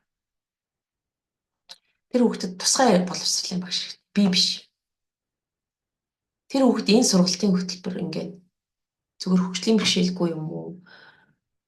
Ийм хүүхдэд тохирсон хөтөлбөрөөр энэ хүүхд эцэс суралцж чаддаг. Хүлээлтэд аваар тавьчих гэсэн. Ингэж бодоод байгаа бол та өөрөө хүүхдэд асуудал байгаа гэд хүүхдэд бурууг чихээд өөр рүүгээ хандахгүй, өөрийнхөө бурууг харахгүй, өөрийнхөө чадах чадвар потенциалыг олж харахгүй байгаа багш гэж хэлж байна. Ингэж байгаа тохиолдолд их шамрах явахгүй. Тэг шамруулах боловсрол хизээч явахгүй. Дээрэс нь танаа хүүхдүүдийн сургалтын амжилт хизээч явахгүй. Сурдгүй муу авдаг гэвэрэл гэсэн. Та гүйцэтгэлийн үнэлгээнд дэр хизээж олигтой дүн авахгүй хизээж урамшуулах. Тэгэхээр экспертүүд ямар одоо санал төвшүүлж байгаа гэхээр боловсролын тогтолцоо асуудалтай юм аа гэж хараач багш нараа. Тэгээд засаг төрөлтөө дуу хоолойгоо хүргээч. Иргэний нийгэмд хүргээч. Эцэг их нь ингэж хараад хүргээч гэж хэлээд байгаа. Багш нар тэг шамруулан сурах боловсролын тогтолцоог ойлгохгүй байна. Багш нарт ойлгуулаач, мэргэжил мэдлэгийг дээшлүүлээч, багш нараа сургалтанд хамруулаач гэж хэл. Сургалтын хөтөлбөрөө уян хатан болгооч. Одоо сургалтын хөтөлбөрийн шинжилгээд явагдаж шин. Уян хатан болгооч. Би ялгаатай хэрэгцээтэй хүүхдтэй тохируулж болохоор одоо уян хатан болгооч. Үндэсний цөөн хүүхдэд өөрсдийнх нь хэл соёлыг танилцуулахаар ийм боломжтой болгооч. Тэ Монгол хэлгүй 6 дугаар ангид ирсэн хүүхдэд тохируулж болгооч. Эрхийн надад өгөөч гэж. Сургуулийн барилга байгууламж хүртээмж байна. Энийгээ өөрчлөөч гэж орон нутгийн засаг захиргаанд хэлсэн. Манайд тэрэгцэртэй хүүхэд 1-р ангид орох гээд байна. Шат хийгээч. 0-ийн маань засаач гэж орон нутгийнхаа засаг захиргаанд шаардна гэсэн. Сургууль багш нарт дэмжлэг байхгүй байна гэдэг яамнаас ерөнхий газраас миний эзлэн боловсролын газраас сургуулийн захиргаанаас авна гэсэн. Миний хичээл зааж байгаа үйл явц хүүхэд төвтэй биш байгаа юм байна гэд өөрийнхөө заах аргаа өөрчлөөч. Эцэг эхийг цаашаа биш ороод анги танхимд суугаад өгөөч, хүүхдийн хангаж суугаад өгөөч, яаж харилцах ёстойг надад хэлээд өгөөч, надтай төлөвлөгөө ганцаарчсан төлөвлөгөөг нь хийгээд өгөөч. Монгол хэлгүй байгаа юм чинь энэ хүүхдээ хичээл тарсны дараа 1 цаг нэмэлт тавтлага аваад өгөөч. Ийм контент үзүүлээж, ингэж тэгээж гэсэн. Сургалтын хэрэглэгдэхүүн тоног төхөөрөмж дутагдaltaй байгаа бол тэрийгэ тохирох хэрэглэгдэхүүн хэрэгтэй байна гэд хөгжлийн бэрхшээлтэй хүмүүний асуудал хариуцсан. Тэр нийгмийн халамжийн байгууллага ядуу өрхийн хүүхдээ л нийгмийн халамжийн байгууллага зуучлаад халамжийг аваад өгөөч гэсэн. Ингэж тэгш хамруулах тогтолцоо одоо явнаа гэж ойлгоноо. За энэ слайдыг би дуусгасан гэж үзэх гээд байгаа гэсэн үг. Одоо миний нөгөө харна хажуу.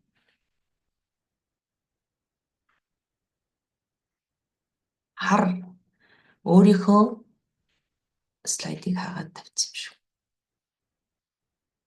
За энэ чинь. За одоо энийгээ харуулаад тэгээд дуусандаа ер нь бол.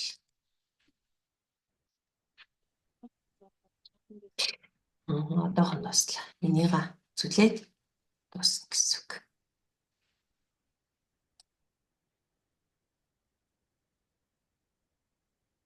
Харагдаж байгаа тийм? Харагдаж байна. За.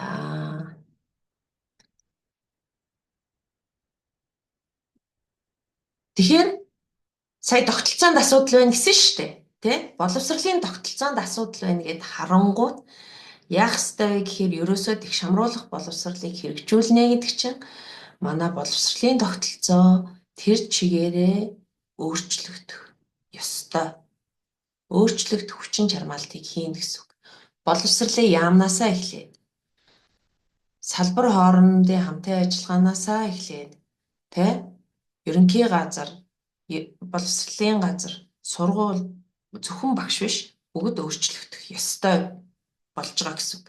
Тэгэхээр хууль тогтоомжоо өөрчлөх ёстой, бодлогоо өөрчлөх ёстой, санхүүжилтийн механизмаа өөрчлөх ёстой, удирдлага менежментээ өөрчлөх ёстой, сургуулийн үйл ажиллагаа өдөр тутам зохион байгуулж байгаа зохион байгуулалтаа өөрчлөх ёстой, боловсролын үйлчилгээндээ өөрчлөлт хийх ёстой, хянаж үнэлж байгаагаа өөрчлөх ёстой.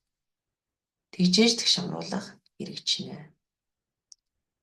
Тэ мэ?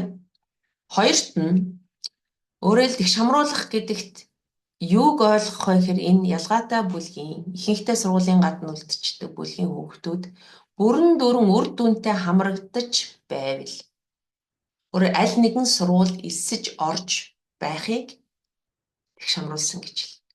Хоёрт нь сургалтын үйл ажиллагаа болон хичээлээс гадуурх үйл ажиллагаанд бүрэн оролцох боломжтой болгохын тулд та нар өнөөдөр сургууль дээр ямар өөрчлөлт хийх ёстой.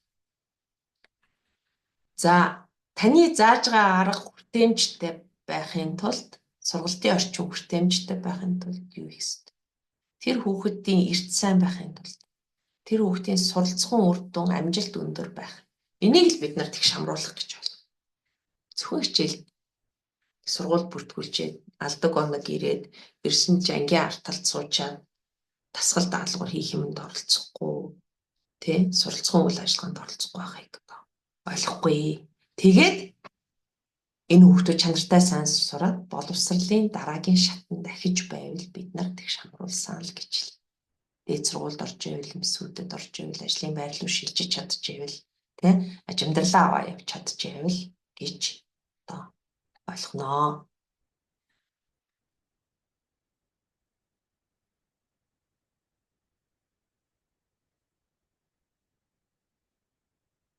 За энэ нэг юмыг ялангуяа бас нэг хэлчихье гэж бодсон.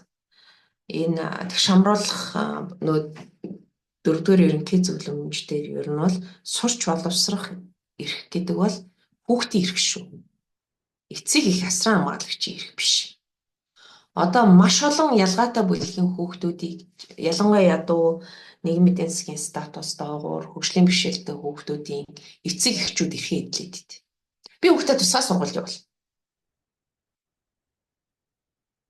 Тусгай ангид явуулна. Би хүүхдээ харуулж байгаа. Дүүгийг харуулж байгаа. Сургууль явуулж чадахгүй гэдэг эцэгчүүд их олон болж байгаа. Тэгэхээр өнөөдөр энэ хүүхдийн эрх нэгдүгээр тавигдана. Эцэг их үүрэг хариуцлага хүлээн. Тэгэхээр өнөөдөр боловсролын хуулийн шинжилт дотор энийг бол маш тодорхой зааж өгсөн. Заавал эзэмших боловсрал эцэг их заавал хамруулах үүрэгтэй. Хэрэг хүүхдийн сурч боловсрохыг илүүлээгүй бол зөрчлийн хуулиар хариуцлага хүлээхээр болж байгаа шүү. Эцэгчүүд. Тийм ээ. Тэгэхээр энийг бол одоо ялангуяа маш сайн ойлгох ёстой.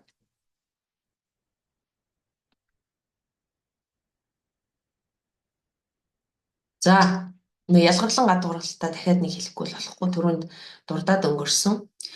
Ер нь нийтэд зориулсан боловсролын тогтолцоонд оруулахгүй байна гэдэг чинь аль хэдийн ялгарлан гадуурхалт. Гэрийнх нь хажуудах сургууль мөртлөө авахгүй гэж хэлж байгаа бол ялгарлан гадуурхалт шүү. Би зааж чадахгүй гэж байгаа бол багштай ялгарлан гадуурхалт хийж байгаа шүү. Ялгарлан гадуурхалт эрүүгийн гэмт хэрэг болж хуульчлагдсан байгаа шүү Монгол улсад. Хоёрдугаарт бэрхшээлд нь тулгуурлаад эсвэл бэрхшээлийг нь хүнд хөнгөн гэж хэлээд би чадахгүй гэж хэлж байгаа бол дахиад ялгарлан гадуурхалт шүү. Хүн хэлбэрийн аутизмтай хүүхдэд би зааж чадахгүй гэж хэлж байгаа бол та ялгарлан гадуурхалт үлдэж байгаа шүү. Тохирох хэрэглэгдэхүүнээр хангахгүй саяны идэх шамруулах арга зүйнүүдийг хэрэглэхгүй байвал та ялгарлан гадуурхалт хийж байгаа шүү. Дэмжлэгийн тогтолцоо бий болохгүй бол дэмжлэгийн сургуулийн дэмжлэгийн багийн дэмжлэгийг авч чадахгүй байвал та ялгарлан гадуурхалт хийсэн тооцогдох. Тийм ээ. Одоо хувийн сургуулиуд жишээ нь шалгалт аваад юм уу эцэгхээс мэдээлэл авч гаад тэгээд одоо жишээ нь зарим хувийн сургуульд нэг ч хөгжлийн бэрхшээлтэй хүүхэд байхгүй байна. Энд аль хэдийн шууд бас ялгарлан гадуурхалт. Тэд нар эцэгхээс нь мэдээлэл авах болно, сургалтын талаар мэдээлэл, заавал шалгалт аваагүй ч гэсэн мэдээлэл аваад эсвэл шалгалт авч байгаад хүүхдийг ялгаад эсвэлжиж байгаа чинь шууд бас ялгарлан гадуурхалт гэсэн үг шүү. За. Одоо сурч боловсрох эрхийн нэг 4 аагаар задлаад байдаг шүү бид нар.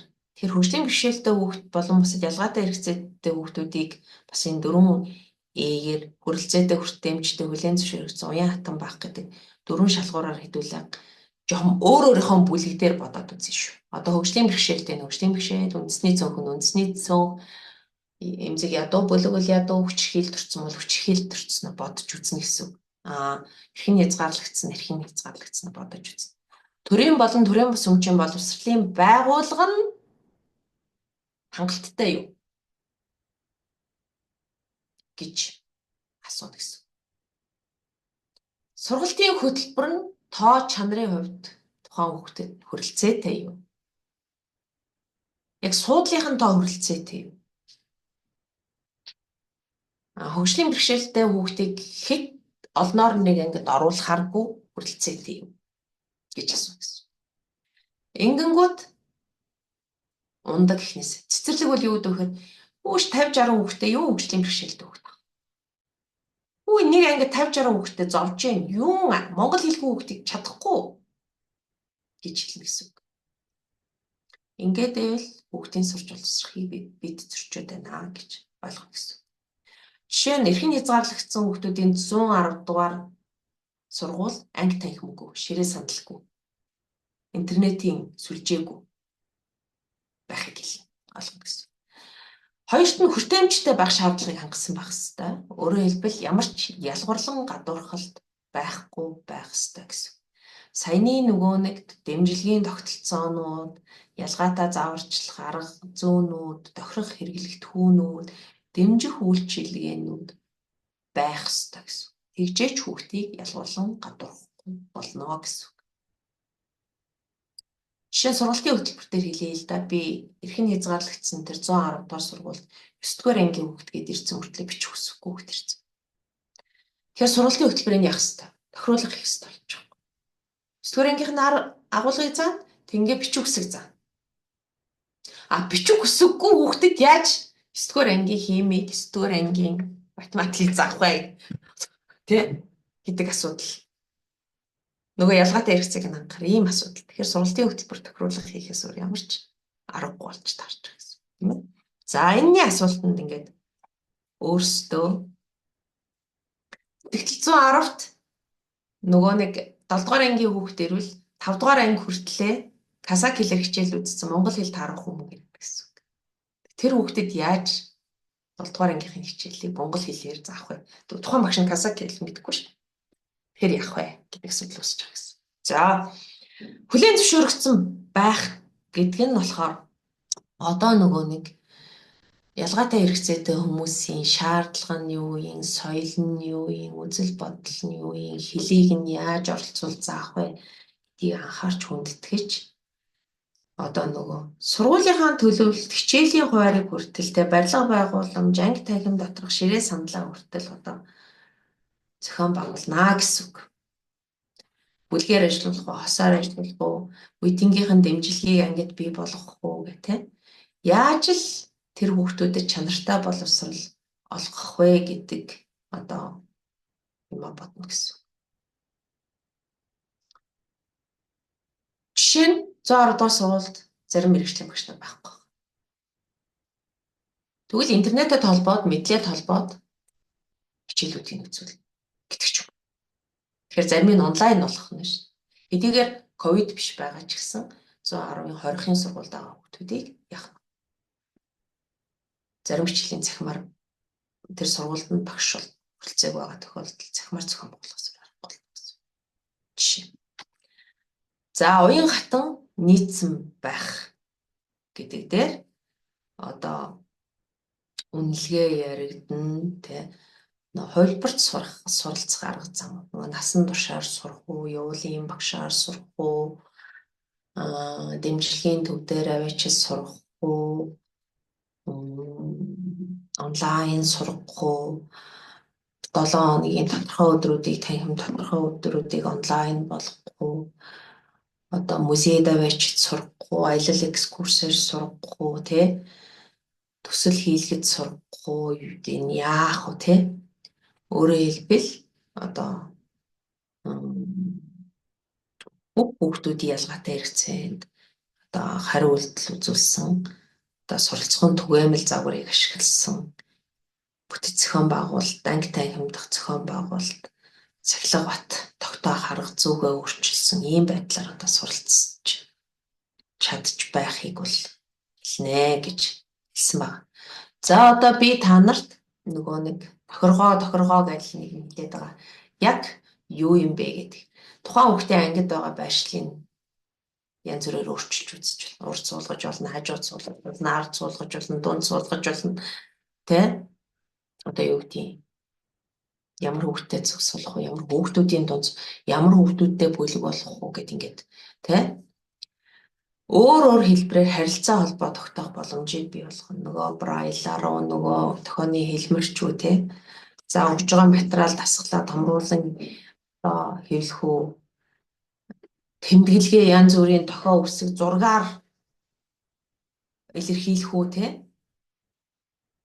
Гарын авлага бүр бэлдэж өгөх үү. Тэр нь хувилбартай. Сонсголгүй хөвгтөл яах вэ? Харааны бэрхшээлтэй хөвгтөл яах вэ? Оюуны бэрхшээлтэй хөвгтөл яах вэ гэдэг. Тэмдэглэл одоо сонсголын бэрхшээлтэй хөвгт тэмдэглэл хөтлөгч байх хэрэгтэй. Нөгөө ингээд тохионы орчуулагчийн тохиог харах учраас өөрөө тэмдэглэж амждаг байхгүй. Тэгэхээр хажууд нь тэр зааж байгаа хичээлийг тэмдэглэж явах нэг хэрэгтэй гэдэг.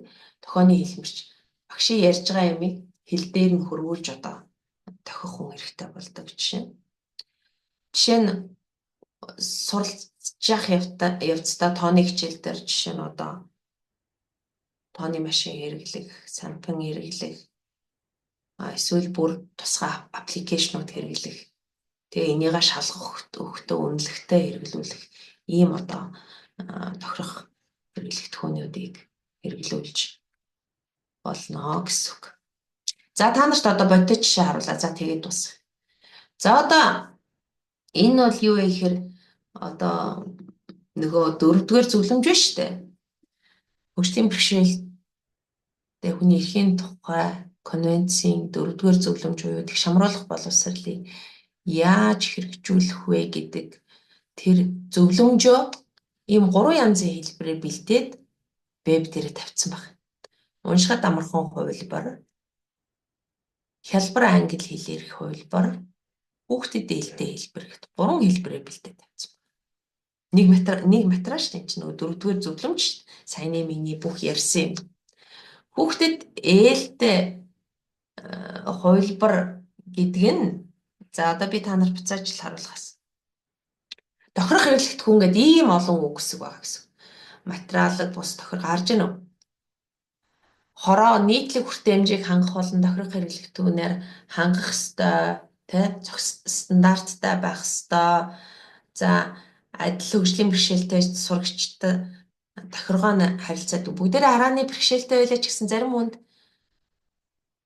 ангийн урд суулгачхад хангалттай, зарим хүнд томруулаад хэвлээд өгчөд хангалттай, зарим хүнд бүр одоо braille хэсэгтэй л байхгүй болохгүй, зарим нөхдөд компьютер өгөхгүй болохгүй гэдэг ч юм ингээд харааны бэрхшээлчид чинь дотроо 4 янзын тохиргоо жишээ нь хэрэгтэй байдаг. За тэгэл энэ тохиргоо гэдэгт энийг хэлнэ гэл те материалын бус тохиргоо гэж байна. Даалгавраа гүйцэтгэхэд нь илүү их цаг өгнө, гадны дуу чимээг бууруулна, үнэлгээний хувилбарт арга хэрэглэн, сургалтын хөтөлбөрийн зарим л бүрэлдэхүүн хэсгийг оруулна. За тэгэл сонголттой байна. Ингээд тохирох хэрэглэгдэхүүнийг одоо нэн даруй хэрэгжүүлэн наажим твшилттэй гэж байхгүй. Тэгэхээр энэ тохирох хэрэглэгдэхүүнийг хянах хараад бас тогтолцоо байх хэвээр. Тохирох хэрэглэгдэхүүн байхгүй бол эцэг асран хамгаалагчд гэр бүлийн гишүүд нь гомдол гаргана. Гэт ийм олон үгтэй юм ерөөсөө хүүхдэд ээлтэй хувилбар дээр ганцхан өгүүлбэр болгох юм. Засгийн газрууд тохирох хэрэглэгдэхүүнийг хөгжлийн бэрхшээлтэй хүмүүст өгөх ёстой.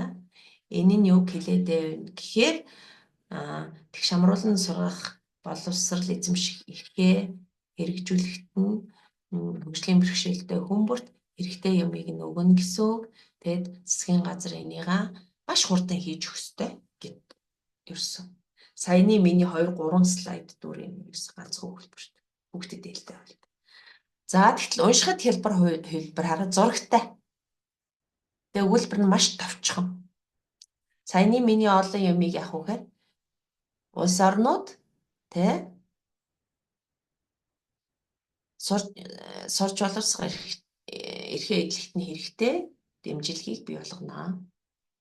За хүн бүр суралцах, оролцох хамгийн сайнаараа одоо хөгжөхөд хэрэгтэй дэмжлэгээ авна. Дэмжлэг нь тусгай компьютер байж болно, мэдээлэл амархан хэлбэршүүлсэн байж болно. Эсвэл ангид хэн нэгэн ирээ сууж болно. За боловсрал өөрөө тэр хүмүүст хүн бүрт зөв дэмжлэгийг үзүүлэхийн тулд боловсрал дотор маш их өөрчлөлтүүд хийх хэрэгтэй. Тэгээд хүмүүс өөртөө тохирсон хамгийн сайн байдлаараа суралцах ёстой. Тэгээд тэр нь хүн болгонд өөрөө хийж байна. Энэ өөрөө оюуны бэрхшээлтэй энэ төр хүүхдэд зориулсан хувилбар нэг байхгүй. За энэ болохоор англи хэл муу албан англи хэл одоо англи хэлний өндөр түвшингүй хүнд зориулаад бас ингээл саяны миний олон 7 2 3 хуудас юмыг нэг нүүр хүрэхгүй хэмжээнд ингээд энгийн англи хэлээр нөгөө албан ёсны конвенцийн хэлийг энгийн англи хэл болгох хэрэгцээ. Энийг л хэлээд байгаа гэсэн. Нөхдөө. За дэмжлэгийн арга хэмжээ яаж зохион байгуулах вэ гэхээр дэмжлэгийн арга хэмжээ гэдгийг бол ер нь сургалтын ганцаарчилсан төлөвлөгөөнд бүгдийн одоо тусах нь дэмжлэг гэдэг бол яг хувь хүнд чиглэсэн байна. Тохирох хэрэглэгдэхүүн бол бас бүлэгт чиглэсэн. Ерөнхий хүртээмж бол ерөнхий бүлэгт чиглэсэн байдаг бол энэ дэмжлэгийн арга хэмжээнүүд бол яг хувь хүнд одоо чиглэсэн яг хөгжлийн бэрхшээлтэй буюу ялгаатай зэрэгтэйтэй суралцагч яг үр дүнтэй боловсрол эзэмшигтэн туслах ийм дэмжлэгүүд байна. Жишээ нь яг тэгш амран сургах арга зүйтэй багш. Тэгээд бусад ажилтнууд сэтгэл зүйч нийгмийн ажилтан тусгай хэрэгцээт боловсролтын багш гэдэг ийм хүмүүс нь байх хэвээр. За тийм мэдээж санхүүгийн хувьд хувьсах зардал нь их байх хэвээр. Дээд сургуульд итгэлтэй байх хэвээр. Хорхирлтгүйгээл одоо сургуулийн төсөвт мөнгө нь байх хэвээр. Нэмэлт хэрэгсэл авч үгүй гэвэл байх хэвээр. Хувилбарт сургалтын тусгай материал Braille ном үсэг авч үгүй гэвэл байх хэвээр. Харилцааны одоо хэрэглүүрүүд байвал одоо технологиуд худалдаж авъя, харааны бэрхшээлтэй үнд компьютер эсвэл сонсголын бэрхшээлтэй үнд ингээд хүний ярьж байгаа юмыг ингээд доор нь титр болгочдөг гэмтэр байвал тэр мөрийг бүгдийг одоо худалдаж авч өгнө гэсэн үг. Тэгэхээр энэ дэмжлэгүүдийг нь сургалтын ганцаарчилсан одоо төлөвлөгөөнд тусгах ёстой. За мөн энэ дэмжлэг гэдэгт бодит юмнаас нь гадна яг суралцагчдад дунд нь ахт нь ганцаарчилж ажиллах, хичээлийн дараа нэмэлт одоо хичээл өгөх, за мэрэгсэн туршлагатай байх, багшийн туслах авах, энэ бүх юм бас дэмжлэг гэдэг дотор ордог шүү. За одоо сургууль дээр нь үзүүлэх ёстой, сургуультай холбогдож үзүүлэх ёстой дэмжлэгийн үйлчилгээ гэж байна. Тэгэхээр эрүүл мэндийн үйлчилгээ хэрэгтэй хүүхдүүд байж магадгүй ундаг, татдаг, саажилттай энэ хүүхдүүд авах юм бол эрүүл мэндийн үйлчилгээ хэрэгтэй болж магадгүй. Эмзэг ядуу өрхийн хүүхдүүд байвал халамжийн үйлчилгээ хийж бодгоо, саажилттай хүүхдтэй байвал сэргэнсэх одоо хил засал маслын үйлчилгээ болж болно. За мэдээж одоо хөгжлийн бэрхшээлтэй хүүхдтэйгээ ажиллах арга аргагүй болохгүй байгаа бол нийгмийн ажил үйлчилгээ, хүчил дуртаж байгаа бол нийгмийн ажил үйлчилгээ, эцэг нь одоо ганц бий бол одоо сэтгэл зүйн үйлчилгээ гэдэг ийм одоо үйлчилгээнүүдийг нэмж нөгөө салбаруудаас дэмжлэг авах хэрэгтэй, багш дангараа зүтгэх ёсгүй гэсэн үг. За тэгээд ер нь эцсийн зорилго нь тэгш амруулан сургах боловсролын эцсийн зорилго таны энэ ялгаатай зааварчлах яагаад ингэж хүчин чармаалт гаргаад байгаагийн эцсийн зорилго нь ер нь тухайн хүүхдийг хараат бус бие даасан байдалтайгаар нийгэмд өөрийгөө аваад амьдраад явж чадах чадвартай болгоно гэдэг алсын хараагаа тодорхойлж та өдөр тутмынхаа хичээлийг төлөвлөх ёстой. Хоёрт нь тухайн хүүхдийг эрхэм чанарыг нь одоо хүндэтгэх ёстой. Өөрөөр хэлбэл хөгжлийн бэрхшээлтэй гэдгээр нь дорд үзэх, ядуу гэдгээр нь дорд үзэх, касак гэдгээр нь ялгуурлан үзэх шаардлагагүй. Таны үзүүлж байгаа тэр ялгаатай дэмжлэг юм чинь эрхэм чанарыг нь бодолцож одоо нэг муухай жишээл байдгийг юм л да. Сургуулийн нийгмийн ажилтаа, сургуулийн нийгмийн ажилтсан биш шүү. Сургуулийн нийгмийн ажилтаа орж ирсэн. За эмзэг бүлгийн хүүхдүүд нэг давхар тавчаар цүнх өгөх гэж шүү гэдэг шиг тийм. Энэ шиг юм эрхэм чанарыг нь хүндэтгэхгүй. Хөгжлийн бэрхшээлтэй гэдэг шошго зүгээ тэрийг байнга мэдрүүлээд энэ байх шаардлагагүй гэсэн. За тэгээ мэдээж зөвхөн академик мэдлэг ур чадвар энэ биш. Бие балдрын хувьд хөгжлийг нь, сэтгцийн хувьд хөгжлийг нь, нийгэмшлийн хөгжлийг нь тэгээд одоо ахлахынгуудад төлөв мэрэгжлийн ур чадваруудыг нь бүрэн дүүрэн хөгжүүлэхийн төлөө та алсын хараа бодож өнөөдрийн хичээлээ, химийн хичээлээ төлөвлөн, англи хэлний хичээлээ төлөвлөн гэсэн үг.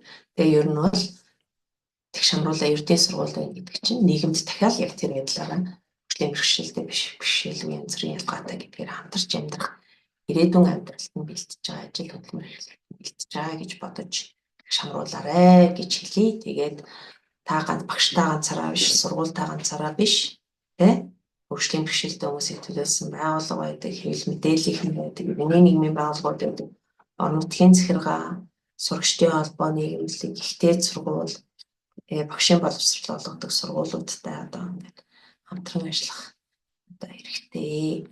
За тэгээ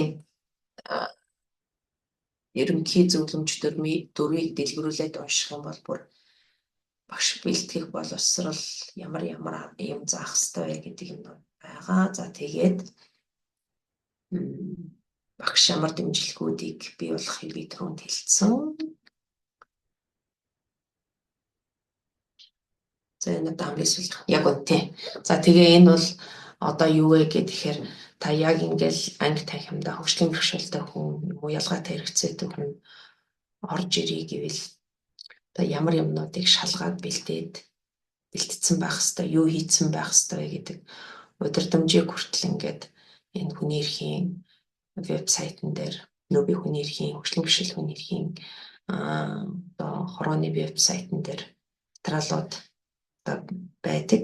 Жишээ нь ингээд хамгийн эхлээд та ямар нэг арга хэмжээ зохион байгуулах гэж байгаа юм уу, сургаал зохион байгуулах гэж байгаа юм уу, эсвэл хүүхдүүдэд музейд аваачих гэж байгаа бол тэнд чинь одоо тэр энцэртэй хүн орох боломжтой юу, шатны боломжтой юу, лифт байгаа юу, нойлын өрөөнд тэр энцэртэйгээ орж үйлчлүүлэх боломжтой юу гэдгийг асууна, шалгана. Тэгээд орсон өрөө танхимч нь одоо жишээ нь тэр энцэртэй хүнийг дан ингээ ширээ сандалцсан хөдөлгөөнгөө засцсан байр байна уу, эсвэл тэр энцэртэй хүн оруулах байлгах байр байна. За тэгээд төхөөний орчуулагч байгаа юу те, сайн дурын тухайн дургчлын бэрхшээлтэй хүмүүст туслах сайн дурын бичлэгүүд байна уу. Тэгээд тэр одоо завсарлагч ядаж 20-30 минут өөрөөр хэлбэл хөгжлийн бэрхшээлтэй хүмүүс нөгөө нааша цаашаа явах те өөр давхарт 0 литрт очиж орж магадгүй ч 20-30 минутын завсарлага тавина заавал гэх мэт ингээд бүр маш нарийн юм удирдамжууд бас байдаг. Энийг бас багш нар сурвал ашиглаж болно гэсэн үг. За ингээд анхаарал тавьсан юмд бол баярлалаа. Асуул. Одоо ингээд нөгөө юугаа зөксөөч. Бичлэгээ зөксөөч те. Тэгээд асуулт хариулт хэдүүлээ ямар саналгүй, газар дээр нөхцөл байдал ямар байна, санаа бодол хуваалцах хүмүүс байна уу? Одоо хэдүүлээ чөлөөтэй яри. Нөгөө юу вэ? Бичлэгээ зөксөөч те. Рекординга зөксөөч. Би рекординг зөксөөсөн ч бах юм. Чимэг зөксөөх юм. Чимгээ зөксөөх юм байна.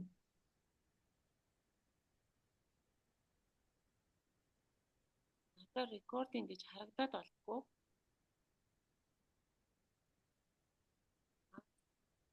Чимэг зөксөөх юм байна.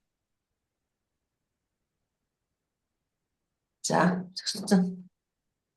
Зөксөөгүй.